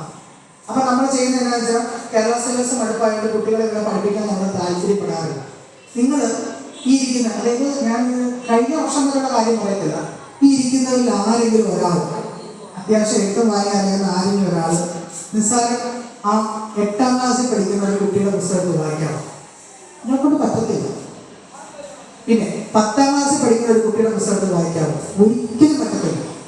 കാരണം പുതിയ പുസ്തകത്തിൽ അത്രയും ഡെപ്തിലാണ് പഠിക്കാറുള്ളത്. പഴയതുപോലെ ഇനി 10A+ കാര്യമൊന്നും നമുക്ക് കാണാൻ പറ്റില്ല, വളരെ കുറവായിരിക്കും. ഞങ്ങൾ പഠിപ്പിക്കുന്നതുകൊണ്ട് അറിയാം. ഞങ്ങൾ തന്നെ പേരൻസ് പറയാറുണ്ട്, നിങ്ങൾ കുട്ടികളെ 10A+ എന്ന് പറഞ്ഞപ്പോഴും പറയരുത്. കാരണം പണ്ടത്തെ രീതികളല്ല. ഇപ്പം കഴിഞ്ഞ വർഷം വരെയുള്ള പുസ്തകം എന്നൊക്കെ പറഞ്ഞാൽ ആർക്കും പഠിച്ചെടുക്കാവുന്ന രീതിയാണ്. ഇപ്പോഴത്തെ ഒരു പുസ്തകം എന്ന് പറഞ്ഞപ്പോൾ കെമിസ്ട്രി ഒക്കെ എടുക്കുവാണെങ്കിൽ, ഞങ്ങൾ 10ലെ കെമിസ്ട്രി പഠിപ്പിക്കുന്ന ഒരാളാണ്, കെമിസ്ട്രി എടുക്കുവാണെങ്കിൽ +2 NCERT സിലബസിൽ പഠിക്കാനുള്ള കാര്യങ്ങളാണ് കേരള സിലബസിലെ 10ാം ക്ലാസ്സിൽ പഠിക്കുന്നത്. സാധാരണ ബുദ്ധിയുള്ള ഒരു കുട്ടിക്ക് പഠിച്ചെടുക്കാൻ പറ്റത്തില്ല. അതുപോലെ തന്നെ സോഷ്യൽ സയൻസ് എന്ന് പറഞ്ഞാൽ, പണ്ട് നമ്മൾ 10ാം ക്ലാസ് കഴിഞ്ഞ വർഷത്തെ പറഞ്ഞത്, ഈ 10ാം ക്ലാസ് പാസ്സായ കുട്ടികൾ വരെ പഠിച്ചിട്ടുള്ളത് എങ്ങനെയാണ്? ഹിമാലയത്തെ പറ്റി അവർ പഠിച്ചിട്ടുള്ള കണ്ടുപിടുത്തമാണ്. ഹിമാലയം എന്നത്, ഹിമാലയല്ല, നമ്മുടെ ഇന്ത്യൻ ഭൂമിശാസ്ത്രത്തെ പറ്റി അവർ പഠിച്ചിട്ടുള്ള കാര്യം ഇതാണ്. ഇന്ത്യൻ ഭൂമിശാസ്ത്രത്തെ 5ആയിട്ട് തിരിക്കാം. ഉത്തരപർവ്വത മേഖല, ഉത്തര മഹാസമുദ്രം, താർ മരുഭൂമി, തീരദേശങ്ങൾ, പിന്നെ തീരദേശങ്ങളും ഐലൻഡുകളും, പിന്നെ പീഠഭൂമികൾ എന്ന് പറഞ്ഞ് 5ആയിട്ട് തിരിക്കുക എന്ന് പറഞ്ഞ് ജസ്റ്റ് 5ആയിട്ട് തിരിക്കുന്ന കാര്യങ്ങൾ മാത്രമേ അവർ 10ാം ക്ലാസ് വരെ പഠിച്ചിട്ടുള്ളതാണ്. പുതിയ 9ാം ക്ലാസ്സിലെ പുസ്തകത്തിൽ ഇപ്പം ഞാൻ പറഞ്ഞ ഓരോ ഭൂപ്രകൃതിയും ഓരോ പാഠം, അപ്പം എന്ത് പഠിക്കാനുണ്ടെന്ന് ആലോചിച്ചു. ഈ ഹിമാലയം എന്ന് പറഞ്ഞാൽ 10-40 പേജ് ഇറങ്ങുന്ന ഒരു ചാപ്റ്റർ. അത്രയും കണ്ടന്റ് ആയിരുന്നു ഒരു കുട്ടി പഠിക്കാനുള്ളത്. അപ്പം നമുക്ക് പോലും വായിച്ചിട്ട് പറ്റുന്നില്ല. ഞാനിപ്പോൾ വായിക്കുമ്പോൾ ആലോചിക്കാറുണ്ട്, നമുക്ക് ഇത്രയും പാടാണെങ്കിൽ ഈ കുട്ടികൾ എങ്ങനെ പഠിച്ചെടുക്കും? നിങ്ങളത് ഞാൻ പറയുന്നതല്ല, നിങ്ങൾ റിയാലിറ്റി പറയുന്നതാണ്. നിങ്ങൾ ചുമ്മാ ഇരുന്ന് പുതിയ 9ാം ക്ലാസ്സിലെ പുസ്തകം വായിച്ചു, നിങ്ങൾക്കപ്പോൾ മനസ്സിലാവും എന്ത് സ്റ്റാൻഡേർഡായി നമ്മുടെ പുസ്തകങ്ങളാണ്. അതുപോലെ തന്നെ ചോദ്യപേപ്പറുകളുടെ നിലവാരത്തിൽ വ്യത്യാസമാണ്. ഇപ്പോൾ കഴിഞ്ഞ വർഷം വരെയുള്ള ചോദ്യങ്ങളുടെ നിലവാരമല്ല ഇപ്പോൾ ചോദിക്കുന്ന ചോദ്യങ്ങൾ എന്ന് പറഞ്ഞു കഴിഞ്ഞാൽ നമ്മളെപ്പോലും 10 ഫീസുന്ന ചോദ്യങ്ങളാണ്. കാരണം നമുക്ക് പോലും അറിയത്തില്ല. ഒരു 40 മാർക്കിൽ ഒരു 30 മാർക്കൊക്കെ വരെ നമുക്ക് എങ്ങനെയെങ്കിലും നമുക്ക് പോലും ആൻസർ ചെയ്യാൻ പറ്റും. ബാക്കി ഒരു 10 മാർക്ക് ആൻസർ ചെയ്യാൻ ഭയങ്കര പാടാണ്. സ്റ്റേറ്റ്മെന്റ് ക്വസ്റ്റ്യനുകളായി, അതായത് എ ഒരു കാര്യം പറയുന്നു, ബി ഒരു കാര്യം പറയുന്നു, എ പറഞ്ഞത് ശരിയാണ്, ബി പറഞ്ഞത് തെറ്റാണ്, എ ബിയുടെ പ്രസ്താവന തെറ്റാണ്, അങ്ങനെയാണ് നിങ്ങളുടെ ഉത്തരം പറയുക. ഇങ്ങനെയുള്ള ചോദ്യങ്ങൾ പിള്ളേരെ ഇങ്ങനെ ഉഴപ്പിക്കുന്ന രീതിയിലുള്ള ചോദ്യങ്ങളിലേക്ക് നമ്മുടെ കേരള സിലബസ് മാറിയിട്ടുണ്ട്. അപ്പോൾ എന്തുകൊണ്ടും നമ്മുടെ കുട്ടികൾ കേരള സിലബസ് പഠിക്കുന്നത് നല്ലത് തന്നെയാണ്. കാരണം അത്രയും സ്റ്റാൻഡേർഡ് ആയിട്ട് ഇന്ന് കേരള സിലബസ് മാറിയിട്ടുണ്ട്. അതിൻ്റെ നമുക്കറിയാം, ഈ 10+ പഠിച്ച കുട്ടികൾ എത്ര പേർക്കുണ്ട് +2 ഫുൾ A+ കിട്ടുന്ന മാർക്കുണ്ട്. കാരണം ഈ പാറ്റേണിന്റെ തുടക്കം കുറിച്ചത് +1 +2. അപ്പം നമ്മൾ പഠിപ്പിക്കുന്ന സമയത്താണേലും 10+ ഉള്ള കുട്ടികൾ ഒരു പേരൻസ് വന്നിട്ട് പറയും, എൻ്റെ മോന് 10+ ആണ്, അതുകൊണ്ട് അവൻ നന്നായിട്ട് പഠിച്ചോളൂ, ഇഷ്ടമൊന്നും അറിയണ്ട, പഠിക്കുന്ന കൊച്ചനാണ്. ഈ 10+ മേടിച്ചിട്ട് അവർക്ക് കോൺഫിഡൻസ് ആണ്, എൻ്റെ കുട്ടിക്ക് 10+ ഉണ്ട്. നമുക്കറിയാം ഈ 10+ എങ്ങനെയാണ് മേടിക്കുന്നത്. ഞങ്ങളിത് വർഷങ്ങളായിട്ട് പഠിപ്പിക്കുന്നത് 10+ മേടിക്കുന്നിടത്തിൻ്റെ നിലവാരം എന്നാണ് നമുക്കറിയാം. പക്ഷേ ഈ കുട്ടി +2 വരുമ്പോൾ, അപ്പോൾ 10+ ഉള്ള കുട്ടികളെ നമ്മൾ പഠിപ്പിച്ചിട്ടുണ്ട്. ഈ കുട്ടി +2 വരുമ്പോൾ അവൻ 4 വിഷയം തോറ്റുപോയിട്ടുള്ള കുട്ടിയെ ഞാൻ പഠിപ്പിച്ചിട്ടുണ്ട്. 10+ മേടിച്ചൊരു കുട്ടി ഫിസിക്സ്, കെമിസ്ട്രി, ബയോളജി, മാത്സ് 4 വിഷയം തോറ്റുപോയി. എന്നിട്ട് എൻ്റെ അടുത്ത് ട്യൂഷൻ വന്നു, ഞാൻ പഠിപ്പിച്ചു. അങ്ങനെയാണ് ഞാൻ പഠിപ്പിച്ചുകൊണ്ടൊന്നുമല്ല, പക്ഷെ അവൻ ഞാൻ പറഞ്ഞു കൊടുക്കുമ്പോൾ പറഞ്ഞു കൊടുക്കുന്നവൻ പാസ്സായി. ഇതിന് പ്രശ്നം എന്ന് വെച്ച് കഴിഞ്ഞാൽ 10ാം ക്ലാസ് ആണ് +1 +2 ആയത്. ഈ മാറ്റത്തിൻ്റെ തുടക്കം ആദ്യം അവിടെയാണ്. ഇപ്പം കഴിഞ്ഞ വർഷം വരെയുള്ള +2ന്റെ ക്വസ്റ്റ്യൻ പേപ്പർ 60 മാർക്കിൽ നിന്നാണ് ചോദ്യം ചോദിക്കുന്നത്. 60 മാർക്കിൽ ഞങ്ങൾ തലകുത്തിയിരുന്ന് അവിടെ പഠിപ്പിക്കുന്നു. ഞാനൊക്കെ പഠിപ്പിക്കുന്നത് വെച്ചാൽ ഒരു 4-5 സ്കൂളിലെ നോട്ട് പ്ലസ് ഒരു 4-5 ഗൈഡ് ഇത്ര റെഫർ ചെയ്തല്ലേ ഞാൻ പിള്ളേരെ പഠിപ്പിക്കുന്നു. കാരണം അതിൽ നിന്ന് ഒന്നും പോകല്ലെന്ന് കണ്ടിട്ട് നമ്മളെ പഠിപ്പിക്കുന്നു. ഇത്രയും തലകുത്തിയിരുന്ന് പഠിപ്പിച്ചിട്ട് പോലും 45 മാർക്കിൽ കൂടുതൽ 35 മാർക്ക് ചോദിച്ചിട്ടില്ല. കാരണം അത്രയ്ക്കും അഡ്വാൻസ്ഡ് ആയിട്ടുള്ള ക്വസ്റ്റ്യൻസ് ആണ് ഇപ്പം ചോദിച്ചുകൊണ്ടിരിക്കുന്നത്. ഇനിയുള്ള കാലഘട്ടത്തിൽ നമ്മുടെ കുട്ടികൾ ജയിക്കുക എന്ന് പറഞ്ഞാൽ തന്നെ പാടാണ്. അപ്പം നമുക്ക് അവരെ മാറ്റിയെടുക്കാൻ പറ്റുന്ന സമയപ്പെടാം ചെറിയ പ്രായത്തിൽ നമ്മളവർക്ക് അക്ഷരാഭ്യാസമൊക്കെ പറഞ്ഞു കൊടുത്ത് അവരെ നമ്മൾ മാറ്റിയെടുക്കാനായിട്ട് ശ്രമിക്കുക. അങ്ങനെ ശ്രമിച്ചാൽ മാത്രമേ ഉള്ളൂ. ഇപ്പം 4ലും 3ലും 5ലും ഒക്കെ പഠിക്കുന്ന കുട്ടികളുണ്ട്. ഈ കുട്ടികളൊക്കെ 10ാം ക്ലാസ്സെങ്കിലും കടക്കണമെന്നുണ്ടെങ്കിൽ ഈ ഒരു കടമ നമ്മൾ കടന്നിരിക്കണം. അതുപോലെ തന്നെയാണ് സർക്കാർ ഒരു നിയമം കൊണ്ടുവരായിരുന്നു, 8ാം ക്ലാസ് തൊട്ട് പിടുത്തം വരുമോ, അതായത് 8ാം ക്ലാസ് പാസ്സാകുന്നവർക്ക് മാത്രമേ 9ലോട്ട് കയറാൻ പറ്റുള്ളൂ. 9 പാസ്സാകുന്നവർക്കിനെ 10ലോട്ട് പ്രൊമോഷൻ കിട്ടും. ഓൾ പ്രൊമോഷൻ എന്നുള്ള സാധനം എടുത്തു കളഞ്ഞാൽ 8ാം ക്ലാസ്സിലെ കഴിഞ്ഞ വർഷത്തെ റിസൾട്ടിന് മുകളിൽ 2 ലക്ഷത്തിന് മുകളിൽ കുട്ടികൾ തോറ്റുപോയി. കഴിഞ്ഞ വർഷം 8ാം ക്ലാസ് പരീക്ഷ എഴുതിയതിൽ 2 ലക്ഷത്തിന് മുകളിൽ കുട്ടികളാണ് തോറ്റുപോയത്. അപ്പം ആലോചിക്കുക, വിദ്യാഭ്യാസ നിലവാരം ഉയരുന്നുണ്ട്. അപ്പം ഉയരാത്തതാരാ? നമ്മുടെ ചിന്താഗതിയാണ്. അപ്പം നമ്മൾ ഏത് സിലബസ്, കേരള ആണെങ്കിലും CBSE ആണെങ്കിലും ഏത് സിലബസ് വിട്ടാലും, പ്രത്യേകിച്ച് കേരള സിലബസ് മോശമാണെന്ന് പഠിച്ചു കൊടുക്കുക, അങ്ങനെയൊന്നും അല്ല. അത് പണ്ടായിരുന്നു. ഇപ്പോൾ ഏറ്റവും നല്ല സിലബസ് കേരള സിലബസ്. അപ്പം ഞാൻ എനിക്ക് ഒരു കുറച്ച് നാളത്തേക്ക് അയർലൻഡിൽ ഒരു കുട്ടിയെ മാത്സ് പഠിപ്പിക്കാൻ എടുത്തുകൊണ്ടായിരുന്നു ട്യൂഷനായിട്ട്. അപ്പം ആ കുട്ടിയെ പഠിപ്പിച്ച സമയത്താണ് മനസ്സിലാകുന്നത് നമ്മുടെ സിലബസും അതും തമ്മിൽ ഒരു വ്യത്യാസം എനിക്ക് തോന്നുന്നില്ല. എനിക്ക് തോന്നുന്നു അതിലൂടെ ഇത്തിരിയും കൂടെ വളച്ചൊടിച്ചുള്ള ക്വസ്റ്റ്യൻസ് ഒക്കെ പഠിക്കുന്നത് ഇവിടെയാണ്. അവിടെ നേരെ ക്വസ്റ്റ്യൻസ് ആണെങ്കിൽ ഇവിടെ ഇത്തിരിയും കൂടെ വളച്ചൊടിച്ചുള്ള ക്വസ്റ്റ്യൻസ് ആണ് കണക്കിലൊക്കെ പഠിക്കുന്നത്. അപ്പം അത്രയും നിലവാരം നമ്മുടെ പുതിയ വിദ്യാഭ്യാസത്തിൽ ഉയർന്നു വന്നിട്ടുണ്ട്. അപ്പം അതുകൊണ്ട് തന്നെ നമ്മൾ കുട്ടികളുടെ പഠനം ഏറ്റവും ചെറിയ പ്രായത്തിൽ തന്നെ ശ്രദ്ധിക്കേണ്ടതായിട്ടുണ്ട്. പിന്നെ ഇതാണ് ഈ കുറച്ച് കാര്യങ്ങളെ പറ്റി എനിക്ക് പറയണം. എല്ലാം ഞാൻ വിട്ടുപോകുന്നുണ്ട്, കാരണം കുറച്ചൊക്കെ സ്റ്റേജിൽ നിൽക്കുമ്പോൾ നമ്മൾ മറന്നുപോകും. പിന്നെ നമ്മൾ ശ്രദ്ധിക്കേണ്ട കാര്യങ്ങളൊന്നാണ്, പറഞ്ഞ കാര്യങ്ങളിലൊന്നാണ് ലഹരിയുടെ ഉപയോഗം. അല്ലേ? ഞാൻ നിങ്ങളോട് ഒരു കാര്യം തുറന്നു പറയണം. കേരളത്തിൽ 10ാം ക്ലാസ് വരെയുള്ള കുട്ടികൾ ഒരിക്കലെങ്കിലും ലഹരി ഉപയോഗിക്കാത്ത ഒരു കുട്ടിയില്ല. ഒരാളെപ്പോലെ നിങ്ങൾ കാണാൻ പറ്റത്തില്ല. നിങ്ങളുടെ മനസ്സിൽ മാത്രമാണ് നിങ്ങളുടെ കുട്ടി നല്ലത്. അത് ആദ്യം മനസ്സിലാക്കി വേണം. നിങ്ങൾക്ക് കുട്ടികളെ അറിയണമെന്നുണ്ടെങ്കിൽ ഞങ്ങളെപ്പോലെ ടീച്ചറായിട്ട് ഒരു ദിവസം അല്ലെങ്കിൽ ഒരു മാസം കുട്ടികളോടൊപ്പം സ്പെൻഡ് ചെയ്യുന്നുണ്ട്. അപ്പം നിങ്ങൾക്ക് മനസ്സിലാവും നിങ്ങളുടെ കുട്ടി എന്താ. അത് നിങ്ങളുടെ മനസ്സിലാവും. അവൻ കൊച്ചല്ലേ, അവൻ എന്തൊക്കെ ചെയ്യുമ്പോൾ എന്നൊക്കെ നിങ്ങളുണ്ട്. പക്ഷെ ഇതൊന്നുമല്ല. നിങ്ങൾ ഞങ്ങളെപ്പോലെ ഞങ്ങളൊപ്പം ഇരുന്ന് കുട്ടികളെ മെയിൻറ്റെയിൻ ചെയ്ത് കൊണ്ടുപോകുമ്പോൾ നിങ്ങൾക്ക് മനസ്സിലാവും യഥാർത്ഥത്തിലുള്ള കുട്ടി എന്താണ്, അവൻ്റെ ലഹരിയുടെ ഉപയോഗം എന്താണെന്ന് നിങ്ങൾക്ക് മനസ്സിലാക്കാനായിട്ട് സാധിക്കും. അപ്പം ഇത്തരം കാര്യങ്ങളൊക്കെ നിങ്ങൾക്ക് ഇനിയെങ്കിലും ശ്രദ്ധിച്ചാൽ നിങ്ങളുടെ കുട്ടി നല്ല വഴിയിൽ ഇല്ലാത്ത പക്ഷം നമുക്കൊന്നും പറയാനൊന്നുമില്ല.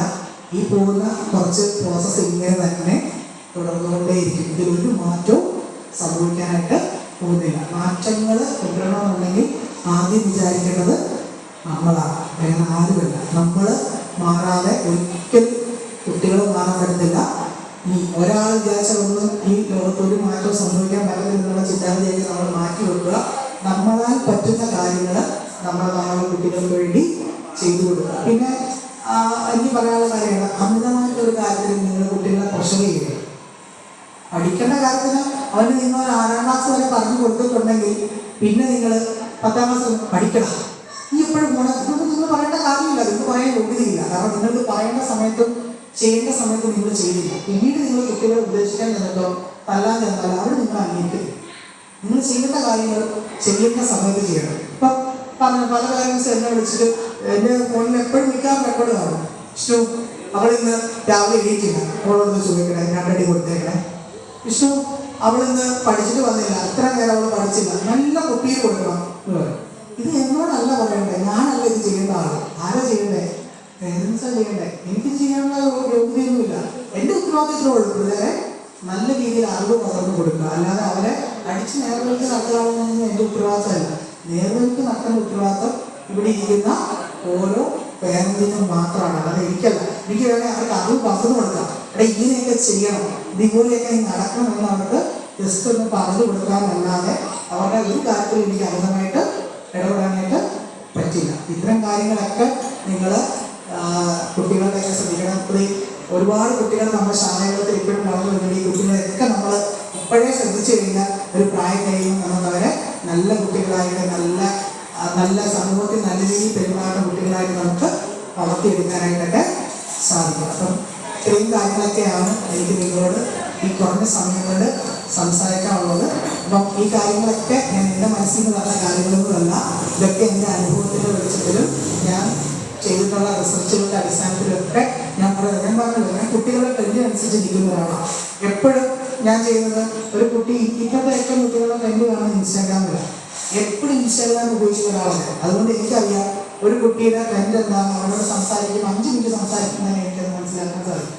അത് സാധിക്കുന്നത് കുട്ടികളോടൊപ്പം ഞാൻ ഇരിക്കുന്നതാണ്. അപ്പം അവരുടെ പ്രായം അതാണ്, എൻ്റെ പ്രായം ഇതാണെന്ന് വെച്ചാൽ ഞാൻ മാറി നിൽക്കാറില്ല. അവരോടൊപ്പം നമ്മൾ ചിന്തിച്ചാൽ മാത്രമേ ഉള്ളൂ ഇന്നത്തെ കുട്ടികളെ നമുക്ക് എനിക്ക് പഠിപ്പിക്കാൻ പറ്റുള്ളൂ. അപ്പം നിങ്ങൾക്ക് അവരെ വളർത്തിയെടുക്കണമെന്നുണ്ടെങ്കിൽ അവരുടെ ഇന്നത്തെ മാനസികാവസ്ഥ എന്താണെന്ന് നിങ്ങൾ മനസ്സിലാക്കിയതിന് ശേഷം മാത്രമേ നിങ്ങൾക്കിത് സാധിക്കുള്ളൂ. അപ്പം ഇത്തരം കാര്യങ്ങളൊക്കെ നിങ്ങൾ കൂടുതലായിട്ട് ശ്രദ്ധിക്കുക. സോഷ്യൽ മീഡിയയൊക്കെ ഉപയോഗിക്കുന്ന ഒരു കാര്യത്തിൽ നമുക്ക് കുട്ടികളോട് ആയിരിക്കൊന്നും പറയാൻ പറ്റില്ല. കാരണം മൊബൈൽ ഉപയോഗിക്കരുത് പറയാൻ പറ്റത്തില്ല. അവൻ്റെ കൂട്ടത്തിൽ പഠിക്കുന്നതിൽ 8 കുട്ടികളും അല്ല 9 കുട്ടികളും മൊബൈൽ ഉപയോഗിക്കണം. അവനോട് മാത്രം പറയണം, അവന് നിങ്ങളോടായിരിക്കും ദേഷ്യം തോന്നും. അപ്പോൾ വേറെ എന്തെങ്കിലും രീതികൾ ഉപയോഗിക്കും. അപ്പം അതുകൊണ്ട് അങ്ങനത്തെ കാര്യങ്ങളൊന്നും നമുക്ക് ഇന്നത്തെ കാലത്ത് കുട്ടികളോട് ദേഷ്യപ്പെടാനൊന്നും പറ്റത്തില്ല. അപ്പം അവരോട് നമ്മൾ വളരെ സ്നേഹത്തോടെ വളരെ ഇതോടുകൂടി, പിന്നെ പറഞ്ഞല്ലോ 8ാം ക്ലാസ് മുതലുള്ള പുസ്തകങ്ങൾ നല്ല പാടാണ് ഇനിയുള്ള തലമുറയ്ക്ക്. അപ്പം +1 അതിനേക്കാൾ പാടാണ്. ഇതൊക്കെ നമ്മൾ മനസ്സിലാക്കിയിട്ട് വേണം അവരോട് പറയാം. അവരോട് പഠിക്കണമെന്ന് പറയുമ്പോൾ നമ്മൾ അറിഞ്ഞിരിക്കണം ഇത് എന്തുമാത്രം പാടാം. പഴയതുപോലെ ഒന്നും അല്ല പഠിക്കാൻ. ഇത് 2 കൊല്ലം മുമ്പുള്ള കുട്ടികളോട് ഇന്ന് പഠിക്കാൻ പറയുന്നതല്ല ഇന്ന്. കാരണം അത്രയ്ക്ക് ബുദ്ധിമുട്ടാണ്. അത് വായിച്ച് നമുക്ക് പോലും ഓരോ കാര്യങ്ങൾ വായിച്ച് മനസ്സിലാക്കിയെടുക്കാൻ അത്രയ്ക്കും പാടാണ്. പിന്നെ എനിക്ക് പറയാനുള്ള കാര്യമാണ്, ഞാനിപ്പം PSC പറ്റി പറയുന്ന സമയത്ത് സത്യം പറഞ്ഞാൽ എനിക്കൊരു ഗവൺമെൻറ് ജോലി ഇല്ല. അപ്പം എന്നോട് നിനക്കിതിന് യോഗ്യതയില്ലല്ലോ പറയാൻ വേണ്ടി. യഥാർത്ഥത്തിൽ എനിക്ക് ഗവൺമെൻറ് ജോലി ഇല്ലാന്നുള്ള സത്യമാണ്. പക്ഷേ എനിക്ക് കിട്ടിയിട്ടുള്ള ജോലികൾക്കൊന്നും ഞാൻ പോയിട്ടില്ല എന്നുള്ളതാണ്. എനിക്കൊരു 3 തവണയോളം പോലീസ് കോൺസ്റ്റബിളിൻ്റെ പരീക്ഷ എഴുതി ഞാൻ പാസ്സായതാണ്. ഫിസിക്കൽ വരെ പോയതാണ്. പക്ഷേ എനിക്ക് വീട്ടിലെ സാഹചര്യം, പിന്നെ ട്യൂഷൻ്റെ കാര്യങ്ങൾ എല്ലാമൊക്കെ ആയതുകൊണ്ട് പിന്നെ ആ കാലഘട്ടത്തിൽ എന്നോട് എല്ലാവരും പറഞ്ഞു നീ ജോലിക്ക് പോകണ്ട. ഇപ്പോഴും ഞാൻ ആ ഒരു ജോലിക്ക് ശ്രമിക്കാറില്ല. ഞാൻ നോക്കുന്നത് എൻ്റെ ഇഷ്ടത്തിനനുസരിച്ചുള്ള ജോലിയാണ്.